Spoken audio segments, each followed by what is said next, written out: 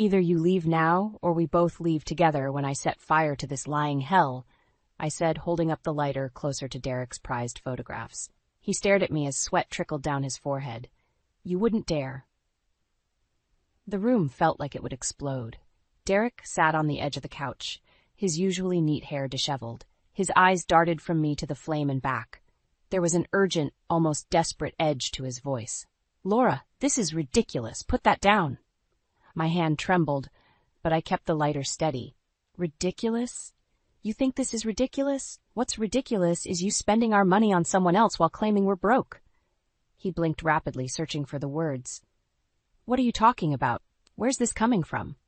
The box, Derek? The one you thought you hid so well in the closet. Receipts for gifts, dinners, everything. All for someone named Emily. For a moment, Derek was silent. His face changed, hardening in a way that poured ice into my veins. Laura, you don't understand. There are things, it's not what you think. Using my free hand, I pulled out the receipts, throwing them at him. They fluttered down like a damning rain. Tell me, Derek, what do I not understand? Because from where I'm standing, it looks pretty clear. Derek sighed, standing and walking towards the door. For a moment, I thought he was going to leave. Look, let's talk about this rationally. No need for threats or violence. Rational? You want rational? I laughed, a harsh sound in the tense room. You've been lying to me for God knows how long, and now you want to talk? He held up his hands as if trying to calm a wild animal. Listen, we can figure this out. Put down the lighter and we can... I cut him off. Or we can what? Pretend everything's fine? Keep lying to each other. I felt my resolve waver and took a deep breath, steadying myself. No, Derek, I'm done pretending. His cool demeanor cracked for a second, showing just a hint of fear. Fine, you're right, I messed up, but can we please talk about this? I lowered the lighter slightly but kept my eyes locked onto his. Talk? Yeah, we'll talk, but not here, not now. Derek took a step forward, cautiously. What do you want, Laura? This is getting out of hand. I turned and grabbed my bag, stuffing it with whatever important documents I had tucked away. I want out. For good. And you're going to let me go without a fight. He moved closer, standing just a few feet away. And if I don't, I met his gaze, unblinking, then you'll wish you never met me. There was a silence, thick with unspoken threats and broken promises. Derek exhaled and looked away, defeated. Fine. Just put the lighter down. We'll talk. I didn't trust the softness in his voice, but I nodded and put the lighter in my pocket. Okay, but remember, Derek, I've got proof. Proof of everything. Don't test me. His shoulders slumped, and for a moment I saw the man I once loved buried under layers of deceit and betrayal. I wouldn't dare. Without another word, I walked out of the room, leaving behind the shattered pieces of a life I once thought was perfect. As I stepped into the cool night air, I felt the weight of freeing myself and the immense challenge ahead, but one thing was certain. I wasn't going to back down. Not now. Not ever. As I left the house, the cold air hit me, snapping me into reality.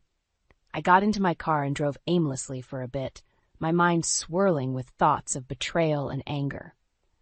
I remembered how things used to be, how Derek used to make me laugh, how we used to plan our future together. It felt like a different lifetime. It was late when I pulled up to Sophia's house. I almost didn't want to disrupt her family, but I had no other place to go. I knocked softly, and moments later, Sophia opened the door, her eyes widening in surprise. "Laura, what are you doing here?" she asked, concern etched on her face. "I need to talk. Can I come in?" I replied, my voice barely above a whisper. She stepped aside, letting me in. We sat on her couch with the soft hum of the baby monitor in the background. I told her everything, from the hidden receipts to confronting Derek. Her face grew angrier with each detail. "That jerk!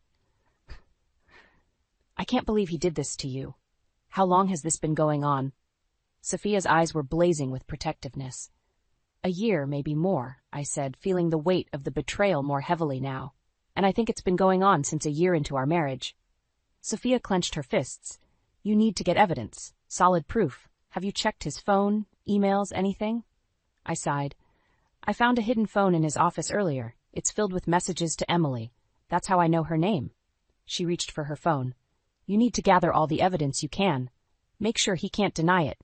Then we'll figure out your next steps." I nodded. Sophia's determination was infectious. "Thanks. I don't know what I'd do without you."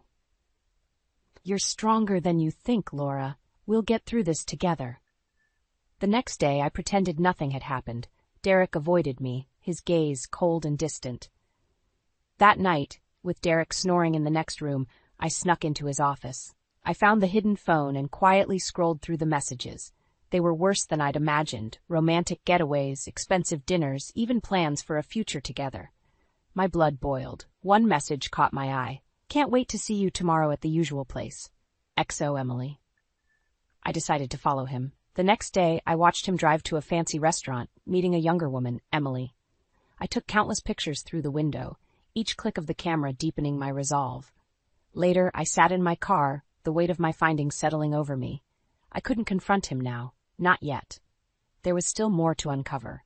Days passed, and Derek continued his deceitful routine, blissfully unaware of my silent pursuit. I documented everything, gathering enough evidence to topple his world. One night, as Derek went out again, I sat across from Sophia with all my gathered evidence spread out before us. "This is it," I said, my voice firm. "I've got enough proof now." Sophia looked at me, admiration in her eyes. "So what's your plan?" I took a deep breath, feeling the cold sting of determination. "First, I need a lawyer. Someone who can guide me through this mess without Derek suspecting. I won't go down without a fight." Sophia nodded. "I know someone, David. He's tough and discreet. He'll help you." I leaned back, exhaustion mingling with relief. "Thanks, I'm ready to fight back now." As I left her house that night, I promised myself I wouldn't let Derek's betrayal define me. This was just the beginning of my journey to reclaim my life. No more living in the shadows of lies. It was time to take control. David was the perfect choice. When Sophia introduced us, he got straight to the point. "So tell me everything, Laura. Leave no detail out," he said, sitting across from me in his cramped office. We spent hours going through every piece of evidence I had gathered. He nodded approvingly as I laid out the photos, messages, and receipts. "Good job documenting everything. This will be crucial," David said, shuffling the papers. "But we need more than just proof of his affair. We need to expose his financial abuses, too." I took a deep breath.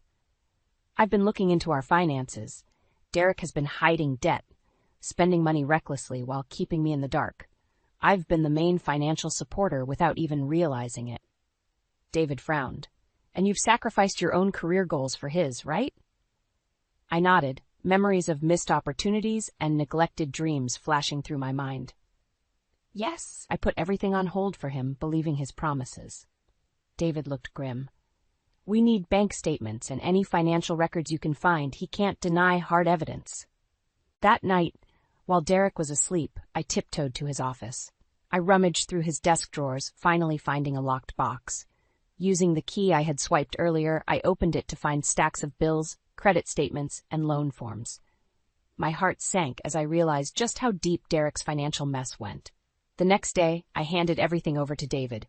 He sorted through the documents, shaking his head. "This is going to demolish him, exactly what we need." At home, Derek became more distant and dismissive. One evening, I ventured to talk about our financial situation. "Derek, we need to talk about our money issues. Things don't add up," I said calmly. He glared at me, annoyed. "I handle the finances, Laura. Just focus on your work, all right?" I stared at him, anger bubbling just below the surface. "I think I have a right to know, considering my income basically funds everything." His eyes flashed with irritation. "God, Laura, must you always question everything? Leave it alone." I clenched my fists under the table. "If you'd been honest, I wouldn't have to." The argument ended with Derek storming out, leaving me feeling both angry and justified. This only strengthened my resolve to bring everything to light. A week later, David found me taking a break from work. "You've done well, Laura. We're ready to confront him. My suggestion, tomorrow." I felt a surge of determination. "Fine, let's do it." Later that night, I went through everything one last time. I visualized the moment I would lay it all out in front of him, each lie crumbling like a house of cards.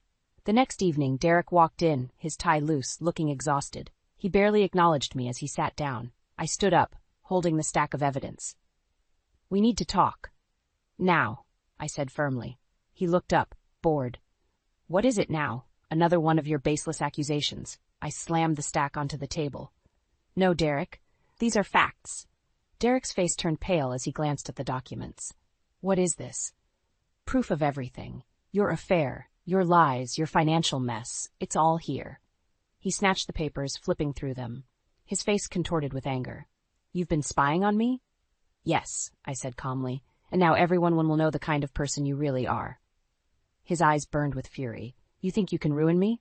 I won't go down without a fight, Laura. I met his glare, unflinching. Neither will I. As I walked away, I felt an immense sense of relief. This was just the beginning, but I was ready for the battle ahead. Derek's control over me was over, and my plan was in motion. It was time to reclaim my life. I could barely sleep. The showdown with Derek left me restless and tense. David assured me our next step was crystal clear. We've got him cornered, Laura. Now's the time to confront him with everything we've got. The next morning, I prepared myself. I was ready for the final talk. When Derek came home that evening, the tension between us was electric. He knew something was off. Laura, what's with the cold shoulder?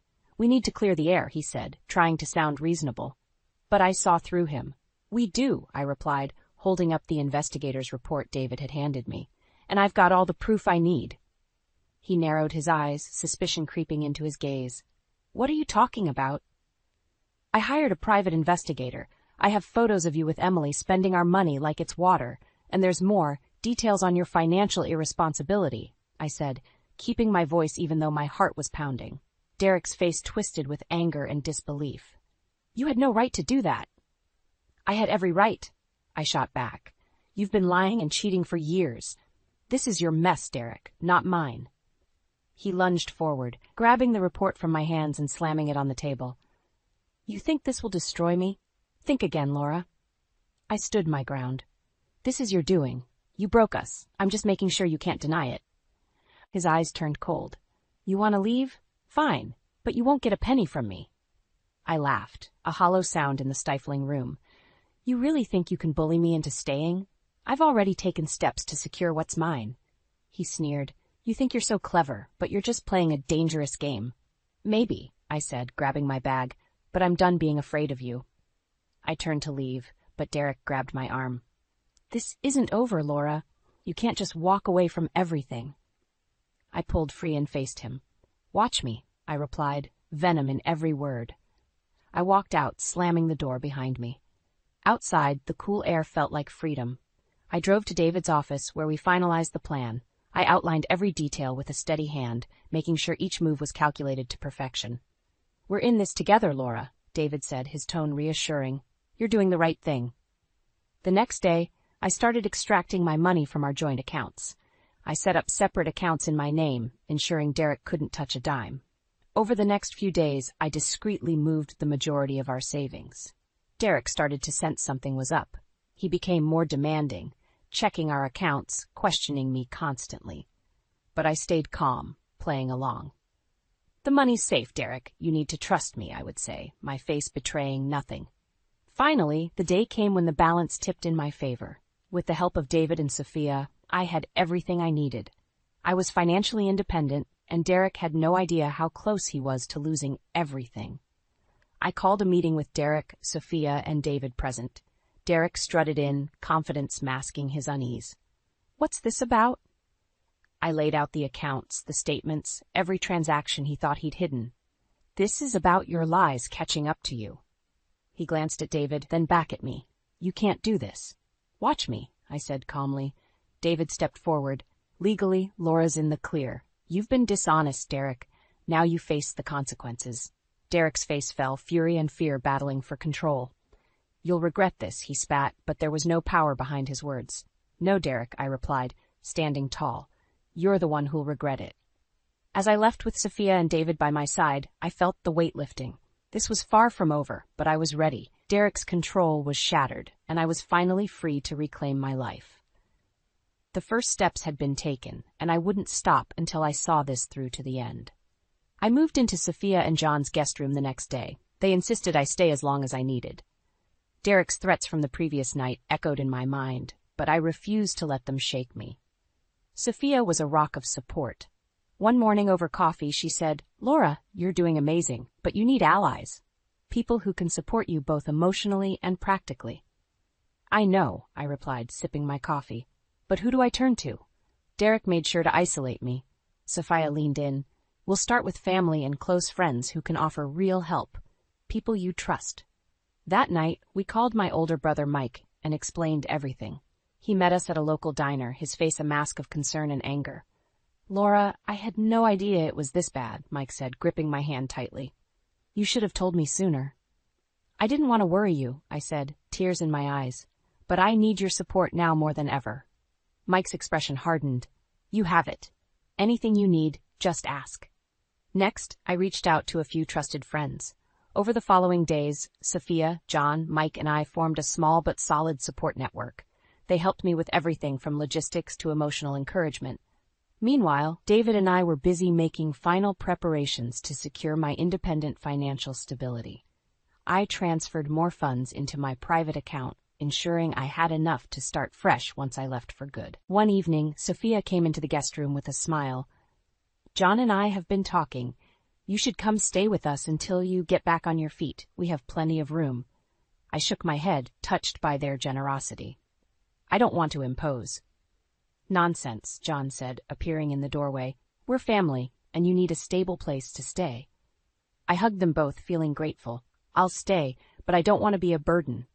You're never a burden, Sophia said firmly. We'll get through this together.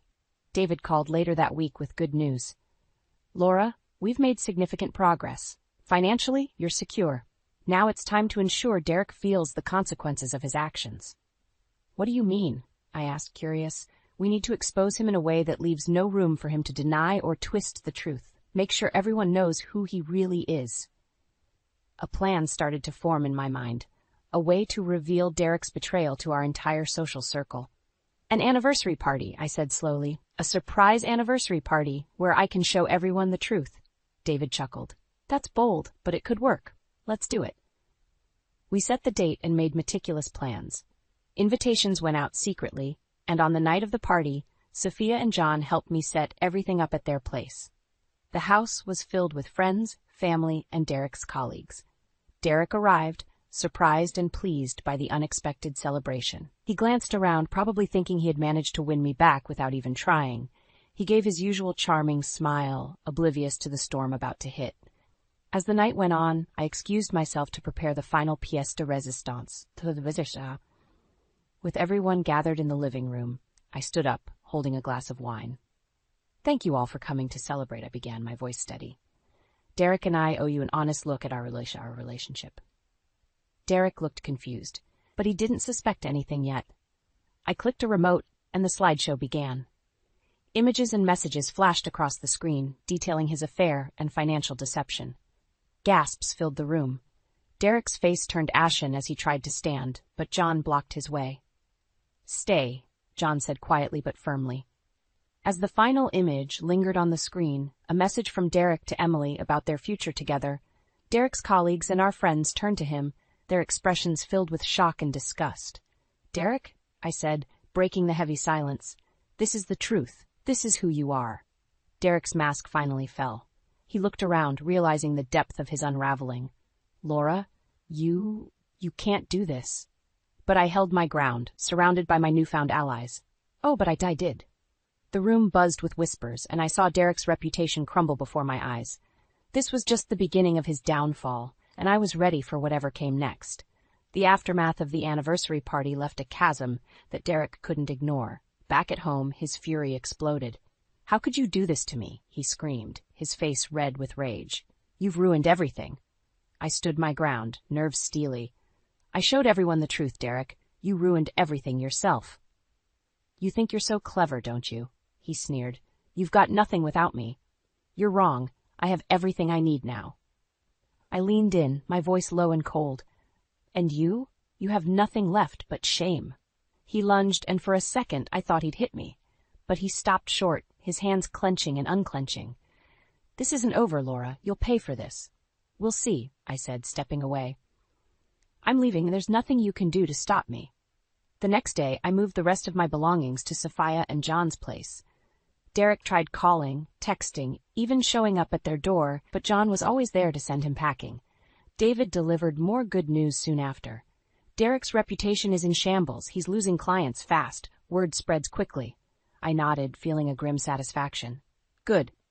With Derek destabilized, I contacted Emily. She needed to know the kind of man she was involved with.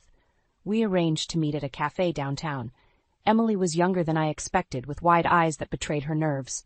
"Why are we meeting?" she asked tentatively. I took a deep breath. "You need to hear this. Derek isn't who he says he is. He's been cheating on me a long time, lying to both of us." She looked stunned. "What?" "No, Derek said he and his wife were having problems." "Yeah, because he caused them," I said, handing her a file David had helped me prepare. "Read this. It's all the evidence of his deceit." She flipped through the file, her expression shifting from shock to disgust. "I didn't know. I swear I didn't know." "I believe you," I replied softly, "but you deserve to know the truth and to decide what to do with it." Emily looked up, tears in her eyes. "Thank you for telling me. I need to cut ties with him." "Be careful," I warned. "Derek's not just a cheater. He's dangerous when cornered." Emily nodded. "I'll end it. Thanks for opening my eyes." Days later, as I began rebuilding my life, word came that Emily had left Derek. Derek's spiral deepened. No girlfriend, no reputation, no support. David's updates confirmed Derek's decline, each piece of news like a weight lifting off my shoulders. One afternoon, I met with David and Sophia. "What's next?" I asked. David smiled. "You've done more than enough damage. Now, it's about securing your future." Sophia leaned in, her gaze intent. "You need to move out of the shadow of this mess. Start fresh." I nodded, determination burning in my chest. "I'm ready." The next day, I began packing my things, preparing to move into a small, cozy apartment I had secured. It was a new start, a space that was mine alone. Derek tried reaching out once more, showing up at the apartment just as I was unpacking. "Laura, please, let's talk," he pleaded, looking broken. I met his eyes with a hard stare. "There's nothing left to say. Leave before I call the police." He stood there, desperation in his eyes. "I'll fix this, I promise." "You had your chance, Derek. It's too late." He left, shoulders slumped, the full impact of his downfall finally sinking in. Watching him walk away, I felt a strange mixture of sadness and triumph. As I settled into my new place, I focused on my future. I reconnected with my passions, old friends, and embraced the solitude. Life was different, and it was mine to shape. One evening, as the sun set behind the cityscape, I looked around my new home, feeling a profound sense of peace. No more lies, no more fear, just freedom and the promise of new beginnings. Walking down the street, I felt lighter, more confident. Derek's shadow no longer darkened my path. This was my journey, and it had only just begun. Derek's life was unraveling fast. Without my financial support, his house of cards collapsed. Rumors of his infidelity and financial deceit spread like wildfire, reaching his clients and colleagues. One day, I ran into an old acquaintance, Sarah, at a cafe. Her face lit up when she saw me. "Laura, it's been ages." We chatted briefly before she leaned in, her expression turning serious. "I heard about Derek. Is it true?" "Every word," I said, not holding back. "He lied, cheated, and drained our finances. I had to expose him." Sarah shook her head, sympathy in her eyes. "What a mess. I'm so sorry, Laura." "It needed to happen," I replied. "I'm rebuilding now, focusing on myself." She smiled. "Good for you. If you need anything, don't hesitate to ask." It wasn't long before Derek hit rock bottom. One evening, David called with an update. "Derek's been let go from his job. His colleagues lost all respect for him." "He deserves it," I said, feeling a grim satisfaction. "What's next for him?" David sighed. "He'll likely try to find new work, but with his reputation, it won't be easy." I nodded, thinking about how far I'd come. "Thanks, David. I appreciate everything you've done." As days turned into weeks, Derek's desperation grew. One afternoon, I received a call from an unknown number. Hesitantly, I answered. "Laura, it's Derek," his voice cracked, full of vulnerability. "I need your help." "No, you don't," I replied, keeping my voice steady. "You need to face the consequences of your actions." "Please," he begged. "I've lost everything. I can't do this alone." "You did this to yourself, Derek," I said firmly. "Goodbye." With a click, I ended the call. I felt a mixture of pity and relief. Derek had to learn the hard way that actions have consequences. Emily reached out to me as well, saying she had cut all ties with Derek. "I'm so sorry for being part of this," she said softly. "I didn't know." "It's not your fault," I reassured her. "Derek was the manipulator. You deserve better." She thanked me, and we parted ways, both of us seeking new beginnings. As for me, I threw myself into my work and hobbies. I reconnected with old friends, spending weekends exploring the city and enjoying simple pleasures. Life felt lighter, freer. One evening, I hosted a small dinner party at my new apartment. Sophia, John, Mike, and even David came. The air was filled with laughter and warmth, a stark contrast to the tension and deceit I had lived with. Sophia raised her glass. To Laura for her strength and courage. May this be the beginning of a beautiful journey. We all clinked our glasses, and I felt a surge of gratitude. These people, my true family, had stood by me through the toughest times. As the party wound down, David pulled me aside. "You've done something incredible, Laura. You've taken back your life." "I couldn't have done it without all of you," I said, glancing around the room at my loved ones. "Thank you," he smiled. "Here's to moving forward, then." In the days that followed, I saw Derek once more. He was a shadow of his former self. Sitting alone in a cafe, staring blankly at a cup of coffee. Part of me wanted to offer solace, but I knew it wasn't my place. Instead, I walked past, my head held high. This was my story now, free from his toxic influence. With renewed strength and an open heart, I embraced my independence. Each step I took was a reminder of my journey, from betrayal to empowerment. Life was mine to shape, and I was determined to make every moment count. I had faced darkness and emerged stronger, ready to build a future filled with light and possibility. As I continued on my path, I knew one thing for sure. I was unstoppable. Moving into my new, cozy apartment felt like stepping into a fresh chapter of my life. I decorated it with pieces that reflected my taste, each detail carefully selected. A sense of peace settled in, a stark contrast to the chaos that had dominated my world. One morning, while brewing coffee, my phone buzzed. It was a text from an old friend, Rachel. "Hey, Laura, just heard about everything. Can we catch up? Lunch?" I smiled, glad for the reconnection. "Sounds great. Let's meet at the bistro by the park." At lunch, Rachel listened intently as I recounted the betrayal and the fallout. Her eyes widened in disbelief. "Wow, Laura, that's intense. How did you manage?" "With a lot of help. My friends and family were my support system," I replied, warmth flooding my chest as I thought of them. "And now, I'm just focusing on living the life I want." Rachel grinned. "Good for you. You always had a fire in you." Reconnecting with old friends became a regular part of my routine. Each meeting brought laughter, memories, and a sense of healing. I was rebuilding, piece by piece. One day I received a call from an unfamiliar number. "Hello? Laura, it's Emily." "Emily, is everything all right?" I asked, surprised. She took a deep breath. "I just wanted to say thank you, Senia, for showing me the truth about Derek. It was hard, but I've moved on, started a new job, meeting new people." "That's wonderful to hear, Emily. You deserve happiness." "You too, Laura. Take care," she said before hanging up. Hearing Emily's progress felt like another weight lifted. The threads of Derek's deceit were finally unwinding, freeing us both. My freelance web development business began to flourish. I took on projects that excited me, each one a step toward professional fulfillment. The freedom to choose made all the difference. One afternoon, as I was finalizing a project, there was a knock on the door. It was David, holding a bottle of wine. "Thought we'd celebrate your newfound independence," he said with a smile. We sat on the balcony, the city skyline glowing as the sun set. "So, Laura, how does it feel to be here after everything?" I sipped my wine, feeling the cool breeze. "It feels freeing. I didn't realize how much weight I was carrying until it was gone." David nodded. "You've come a long way. What's next for you?" "I'm focusing on me now, my work, my passions, maybe even travel once things settle." He raised his glass. "Here's to new beginnings."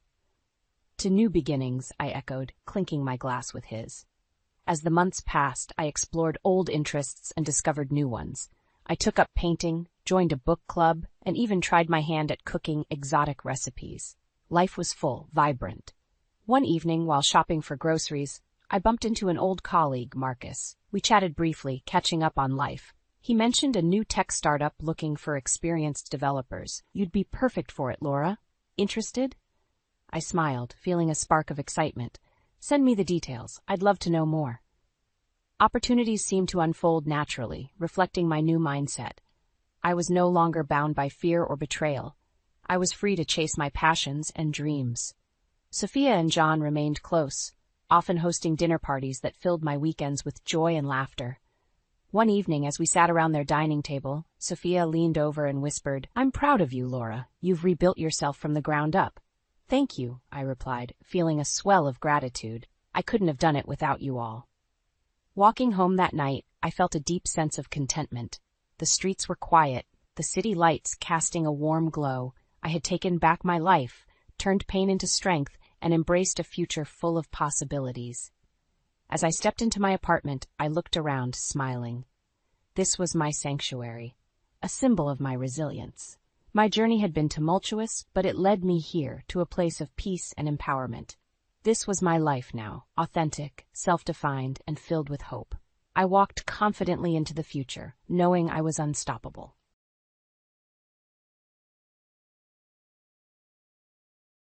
My husband's affair came to light. It was when my pregnancy was nearing the end, as the second trimester was over. What's more, he got his mistress pregnant too. Instead of feeling remorseful, he and his affair partner were shamelessly unapologetic. If they're up for it, I've got something in store for them. A special kind of hell. My name is Mindy. I'm 27 years old, and I've been married to Josh for almost 2 years. We originally worked at the same group company, and he made the first move. Since I didn't have a boyfriend at the time, I decided to give it a shot. Things worked out surprisingly well, and we ended up getting married smoothly. We found out I was pregnant during our first year of marriage, and I told Josh on our anniversary when I heard the baby's heartbeat. "Hey, I've got some news. We're having a baby!" "We are?" "Yes, we're having a baby. I'm 5 months pregnant now." "Really? I'm gonna be a dad?" When I nodded gently, he hugged me with a big smile.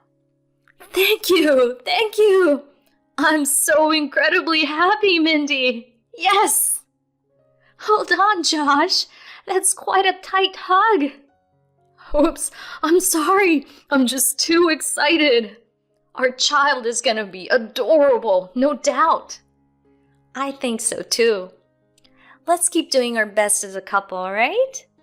Of course. On that day, my husband genuinely celebrated my pregnancy, and I still believe he meant it. He supported me in various ways after I became pregnant. I had to go on maternity leave early due to severe morning sickness, and I couldn't handle household chores. During this time, Josh started buying groceries and even doing laundry, trying his best to help with housework. However, as my pregnancy progressed, I began to feel a strange discomfort. I first noticed it during the second trimester when my morning sickness had subsided and I could manage some household chores. He stopped coming home on time, often crossing into the next day. I became concerned about his behavior and decided to confront him one day. Hey, you've been coming home really late lately. What's going on?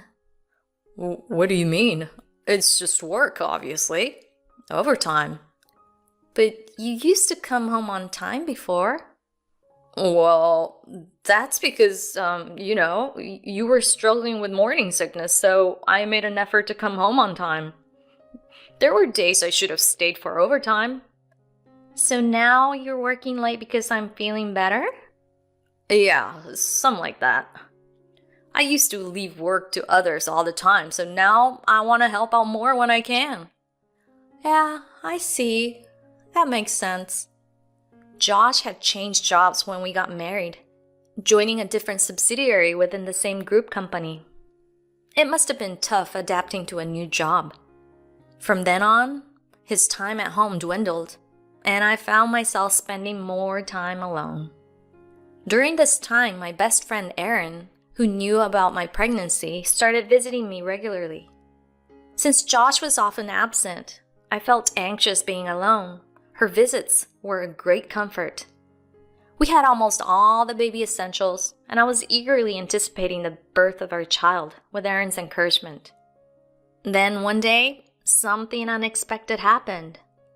Erin, who was usually cheerful, had a gloomy expression on her face when she came over. Hey, what's up? Huh? Am I acting strange? Well, strange might not be the word, but you're not your usual cheerful self. You've been forcing a smile since you came over. It's nothing. Despite her denial, she clearly avoided eye contact with me. Concerned, I pressed her further. You might not want to talk about it, but I'm worried. If you're wearing such a sad expression, I can't just ignore it. I'm sorry, Mindy. I didn't mean to trouble you while you're dealing with pregnancy. It's not a bother at all. What happened? If you want to talk, I'm here to listen. Well, as she spoke, her words left me stunned. Wait, what did you just say? I said Josh is cheating on you. What? Her attempt to keep it a secret had been about my husband's affair. Just the night before, she happened to see Josh at a restaurant where he was holding hands and kissing a younger woman. I have some proof. Do you want to see it? Yeah, show me. As I looked at the photos, I suddenly felt nauseous. This is unbelievable. Are you okay, Mindy? Yeah, sorry. I'm feeling a bit off. It's understandable. I shouldn't have shown you this. Oh, it's not your fault. You did this to help me. I really appreciate it. Oh, Mindy.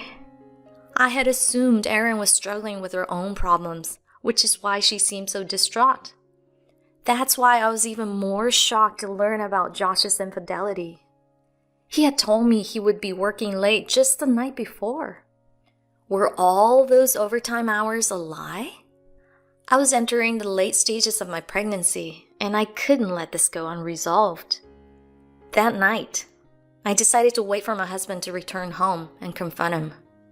As expected, he came home after midnight.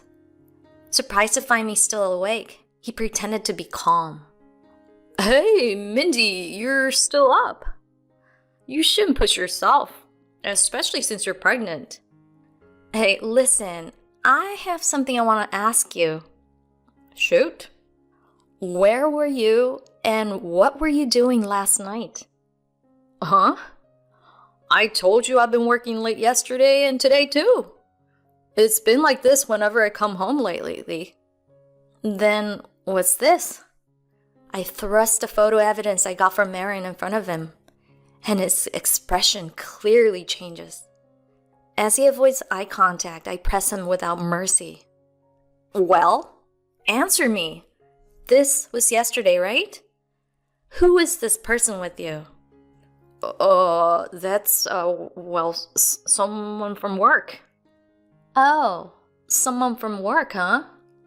So you hold hands and kiss people from work? How do you even know that? I knew it. You've been cheating on me behind my back all this time. At the word cheating, he falls silent and eventually looks down, probably thinking of an excuse. Just when I thought that, he surprised me with a reaction far beyond my expectations. Yes, I cheated. So what? What? Are you seriously brushing this off? Do you even understand what you've done? It's just an affair. Stop making such a big deal out of it. I'm attractive, so it can't be helped. What are you saying? Can't be helped? That's ridiculous. I'm pregnant with your child right now. No, right. But there's no law against cheating on your pregnant wife, is there? It's not about the law. It's common sense. Cheating is the lowest of the low, especially while I'm pregnant. As I plead through tears, Josh starts fiddling with his phone, paying me no mind. I storm up to him and grab him by the collar. Cut it out! What's with that attitude? Reflect on what you've done. Shut up. There's nothing to reflect on. I haven't done anything wrong. You still saying that? Enough already. Just as I was about to say more, the doorbell rings and Josh seizes the moment to head to the entrance. A woman's voice can be heard from the doorway, and she enters the living room with Josh. I immediately knew she was the other woman.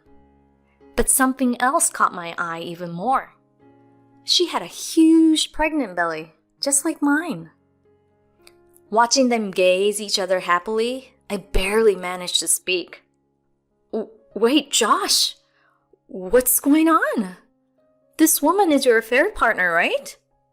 Yeah, that's right. Her name's Rebecca. Beautiful, isn't she? That's not the point.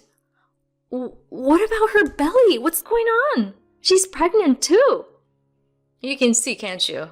She's pregnant, just like you. Doesn't that make you feel a bit of kinship? What?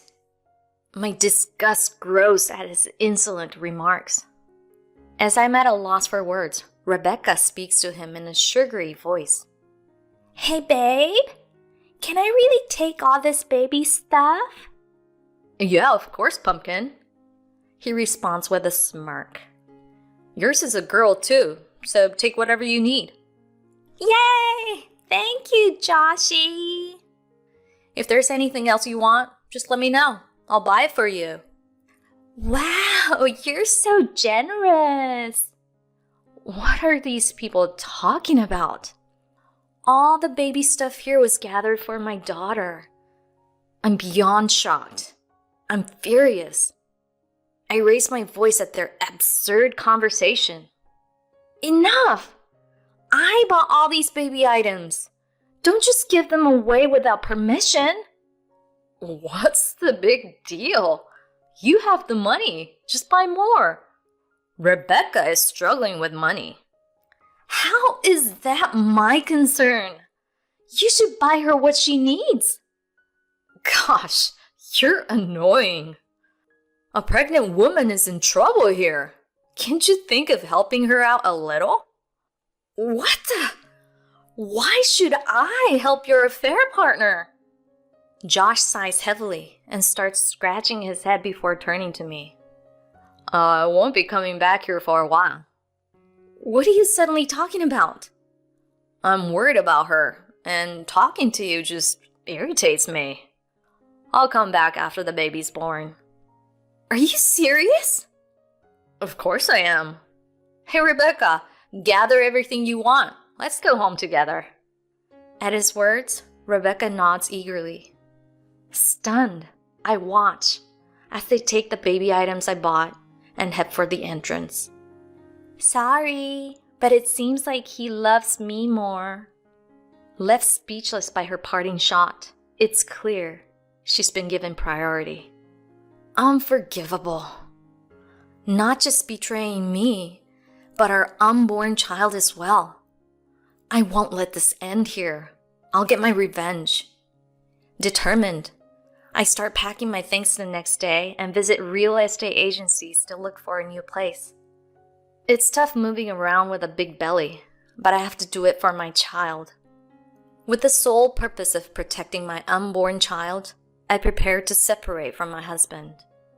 Months later, after a safe delivery, I start a new life with my daughter. Then, after a long time, Josh calls. Hey, Mindy, it's been a while. What do you want now? I snapped back coldly, but he continued unfazed. The kid must be born by now, right? Rebecca's kid was born too. So what?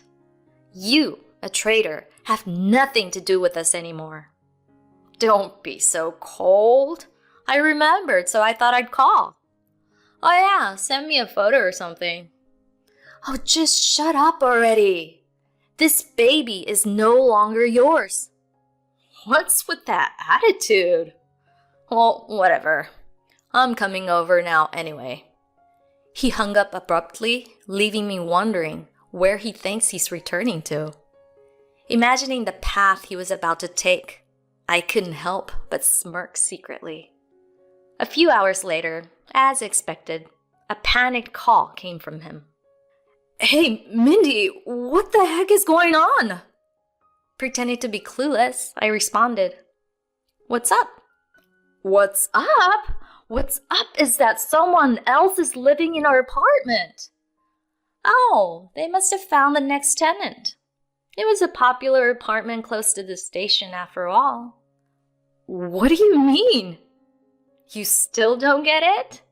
I've already canceled that apartment lease. Huh? I've moved to a different place. You don't have a home to return to anymore. What? He desperately pleaded over the phone. Wait a minute. Why would you do something like that?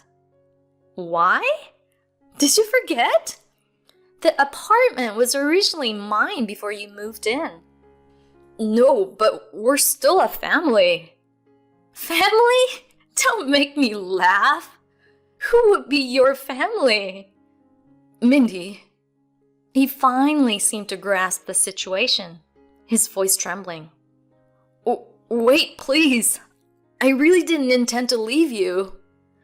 It's okay. I only intend to leave. No, you're joking, right? I love you. Don't you dare use the word love with me. What love? After you cheated.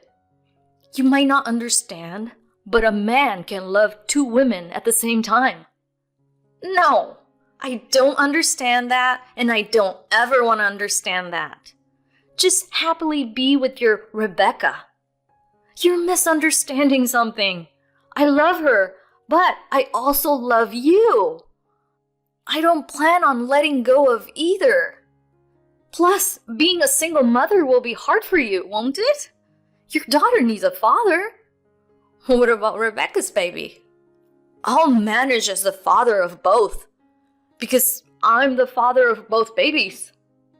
I was utterly nauseated by his selfish logic. As if venting all my pent-up frustration, I lashed out at him. You were the one who betrayed me and our unborn child first. How dare you impregnate your mistress around the same time? Disgusting! You're done as a human being, you jerk! Sorry, I apologize. Huh? Your apology means nothing to me now. My daughter would be better off without a scum father like you. Hey, let's calm down and talk this out. We can find some solution together. Oh, and in case you forgot, you got your job at the company thanks to my father's recommendation. Indeed, he got the job because of my father's connections. My father served as an executive at the company group we worked for. Praised as a promising future by my father, Josh's income increased, and he probably got carried away behind the scenes. After lavishing attention on his affair partner and eventually impregnating her, he repaid kindness with betrayal. A hopeless man indeed. As he was at a loss for words, I continued. Let me tell you, you're no longer a husband or a father. I'll be demanding alimony and child support. Make sure you atone for your sins with that. And go to hell with your mistress. Wait, Mindy! Ignoring his plea, I hung up. I blocked his number and cleanly cut off all ties. After that, the divorce was smoothly finalized. I demanded a hefty alimony from him and his affair partner. I also made sure they reimbursed for the baby items they took without permission. As a result, both were burdened with debt, and my enraged father got him fired from the company. Now he's supposedly living modestly in a cheap apartment with his affair partner. Josh is said to be working from dawn till dusk to support the children of both me and his affair partner, moving between home and part-time jobs, utterly worn out. Meanwhile, my daughter and I are living peaceful days. My parents and best friends still come over to visit us regularly, so we're never lonely. Recently, she's become much easier to take care of as she started to hold her head up. She will continue to grow. Being able to witness this child's growth up close is an immense joy. It's a privilege that John will never experience in his lifetime. I cherish every single day with her and aim to build a wonderful relationship with her.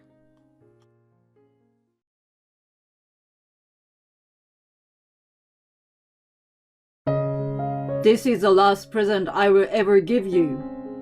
My husband shoves divorce papers to me. I've decided to marry someone else, so thank you for being a cash dispenser until now. The guy I have been with for so many years turns out to be a horrible person. This is a story of my revenge. My name is Jessica. I'm turning 50 this year. In fact, tomorrow is a little special day. I've been living in debt for a long time and will finally finish paying it off. My husband Lance and I have worked really hard together. We got married 20 years ago. I was 30 and he was 35. He ran a liquor store that he inherited from his parents who had passed away. I, on the other hand, was an office worker. We met through an acquaintance and started dating with marriage in mind. I had one concern back then. What if he asked me to run the store with him? I was working as a financial consultant who advised on insurance and investment to individual and corporate clients at the time. I was getting paid better than average 30-year-olds and loved my job. I was studying for certification to take my career to the next level. When he proposed to me, he said, I know you have been working hard to get the certification. I want to support you in any way I can. I have enough stuff at the store, so I can manage it myself. You should pursue your dreams. His assurance was the catalyst for my decision to marry him. He was benevolent and always on my side. I truly wanted to build a life with such a man. As we agreed in the beginning, he focused on his business, and I focused on my work. We thought that our marriage was going well. About a year into it, he went to work and I was spending my day off at home. When I was vacuuming under the bed, it caught a lot of papers. It had been less than 6 months since we moved in. I wondered why there was such clutter. I picked up a crumpled piece of paper and opened it. The header in bold letters jumped into my eyes. Reminder of payment? The total amount of the debt owed in Lance's name was $200,000. $200,000? Wait, it's not 2,000, is it? My head started spinning. Why did he hide such a large amount of debt from me? I questioned him as soon as he got home that day. What is this debt? What's going on? No, it's not what you think. It was left to me by my parents. The debt was not personal, but rather on his liquor store. It was made by his parents, and when he took over the business, it also came along. It was secured by the land and the house we lived in, so he had no intention to renounce the inheritance. I understood that it was not his personal debt, but it was not something that could be left unattended. But this is a payment reminder. Aren't you paying back every month? I am, but sales fluctuate from month to month. Sometimes I can't pay them back during the slow month. I have to pay my stuff first, so I've asked them to wait. That's when the letter came. At first, his opinion sounded to make sense, but it was definitely not a good idea to delay payment. The letter included the words final notice. I didn't tell you because I didn't want you to freak out. Don't worry though. Business is on track and we haven't been evicted from the house, right? That's true, but... I looked at him anxiously. Then he mentioned something unexpected. If you are so worried, why don't you help me pay off? You are making quite a lot, aren't you? Huh? I wasn't comfortable with where he was going. It was not my store. A husband and a wife are supposed to help each other. My debt is also yours.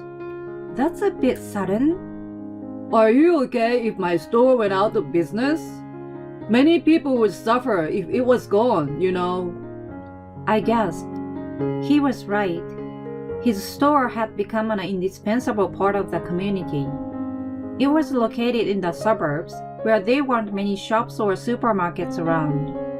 He was also selling fresh foods, such as meat and fish, and offered a home delivery service.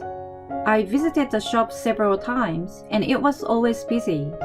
Some customers stated that they were so grateful to have it in the neighborhood. Please, honey, I'll be focused on keeping my business rolling. Please help me pay off my debts.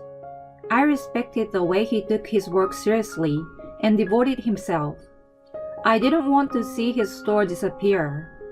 I didn't want that to happen for sure. Being married means that we support each other at all times. If he was struggling, it seems only natural for me to help him. Okay, I will pay back as much as I can every month from my salary. You can concentrate on managing the store. I could help financially, but only he could run it. I was happy that he relied on me above all else. However, it was the beginning of a change in him. About 3 years had passed since I took over his debt. He often came home late. What were you doing till this late? You reek of alcohol. I just had a few drinks with my customers. Honey, did you make a payment this month? For some reason, he sounded condescending. I did last week. Why? My store depends on you. You'd better keep paying on time. Whenever he got drunk those days, he gave me an order. I had taken it as nonsense from a drunkard, but it started to prick my nerves when he did it repeatedly. He made it sound like it was normal for me to pay back his debt. By the way, Matt has a third kid now. I envy him. Matt was his friend from high school. He had his own business just like Lance. His wife also worked in the store with him. I've been wanting to talk to you about that. I told him what I had been keeping to myself. Don't you think it's time for us to start a family? His reaction was very cold. What? Baby?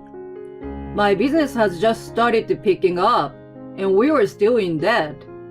How can we be so irresponsible? The debt was his. I held back my annoyance. Matt has 3 children now, right? We can manage one too. His parents are still well, and his wife works in the store. They are different from us. I couldn't counter that. I always thought that I would have children when I got married. My dream was crushed easily. So, until I pay off all your debts, we can't have a baby? Well, I guess that's how it's going to be. If you make a lot of money and pay off the debts quickly, I'll think about it. His mean smile disgusted me, but I felt impatient to pay off the debts as soon as possible. How blind I was. Even though it was an irrational demand, I was too occupied with the thought of starting a family and didn't even think about it. From then on, I worked tirelessly for Lance. I actively obtained qualifications, took promotional exams, and secured a salary increase. I started earning much more than women my age. I even made advanced payments, but the debt didn't disappear so easily. I turned 40 before I knew it, and had to give up on having children. I thought to myself that I still had my husband and thought he was enough. He relied on me, and I could do anything for him. As long as I still believed that, I remained happy. Lance started coming home later and later as the days went by. He sometimes came back in the morning. I was working in the store, and it was morning when I realized it. I had to go out with a customer, and the next thing I know, the sun is out. When I saw him working so hard to protect the store, I felt that I had to do my best as a wife too. We were on the same boat, selling for a better future together. The months and years went by, and the day finally arrived. I was going to make the last payment the next day. For the sake of the debt, I had to pass on all sorts of luxuries. I didn't need to do so anymore. I could finally spend my hard-earned money the way I wanted. I realized that ever since I got married, I had been thinking too much about money. We had never taken a vacation or even dined at a nice restaurant. We were still in our 50s. I hoped to finally enjoy such things from then on. On the day the last payment was due, I took a day off. I cooked a more luxurious dinner than usual, prepared a bottle of wine, and even baked Lance's favorite chocolate cake. I wanted to celebrate a debt-free life together. When he came home from work, I put them on the table and said, "Finally, it feels like it's been a long time, but last 20 years have gone by so fast, haven't they, honey?" He was trembling and kept his head down. I wondered if he was crying from happiness. As I was stunned, he started cracking up in a way that I had never heard before. "Ha ha ha! What the hell is going on? Are you okay?" The man who was supposed to be my husband declared the most outrageous thing. You are dismissed now. I'm grateful to you for the past 20 years. Thanks to you paying off all my debt, I'm a free man. Great job. I don't need you anymore. What are you talking about? I seriously had no idea what he meant. Then, he took something out of his bag. This is my last present to you. Petition for divorce in bold letters stabbed my eyes. He proudly continued. I've decided to marry someone else, so you are no longer of any use to me. Thanks for being my cash dispenser until now. You're getting remarried? Have you been cheating on me all this time? Thinking back, he always came home late saying work or socializing. While I was working hard to pay off his debt, he was... No way. His expression remained smug. I will never be that unfaithful. I have already found the next potential wife. I want to divorce you and marry her. That's why I have been waiting for you to clear my debt. Tears began to well up in my eyes at the cruelty. I was even more saddened by the blurry view of the feast I had prepared. So get the hell out of here. He handed me the divorce papers. My blood started boiling faster than I could feel sadness or despair. Okay, but you won't regret it.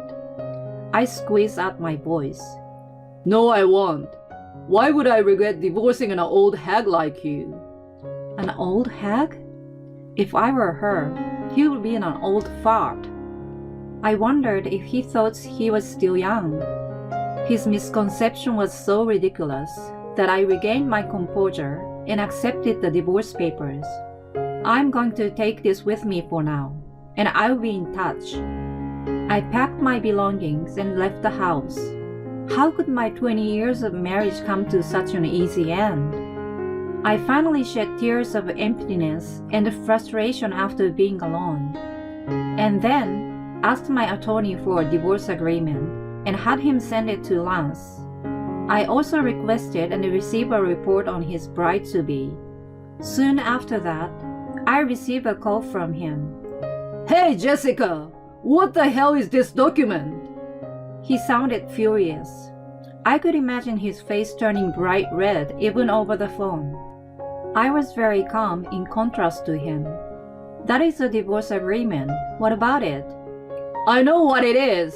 What I'm talking about is this loan agreement. Why do I have to pay you back? He sounded distraught and kept yelling. This is crazy. This is not right. He was referring to the part about repaying the loan between spouses that happened during the marriage. It meant that he was asked to return the money I paid on his behalf. This is bullshit. You decided to do it out of your goodwill, didn't you? Why are you digging up the past? What do you mean? I did it as your wife. If we divorce, that's a different story. Then the regret you mentioned is... He just realized it at that moment. When he asked me for a divorce, I immediately thought of making him repay in my head. I dealt with insurance and investments, so I got to speak to different kinds of customers in my profession. Sometimes I heard about divorce issues or inheritances. Thanks to them, I had a few contacts of experienced attorneys whom I consulted right away. The total amount, including the interest I paid on his behalf, was a little over $300,000. I was determined to have him pay me back precisely that. That was all I asked for. He must have realized the seriousness of the matter by my unwavering attitude and by seeing the name of locally famous attorney on the document. He thought he could get rid of his wife without alimony in the first place. He was so ludicrous.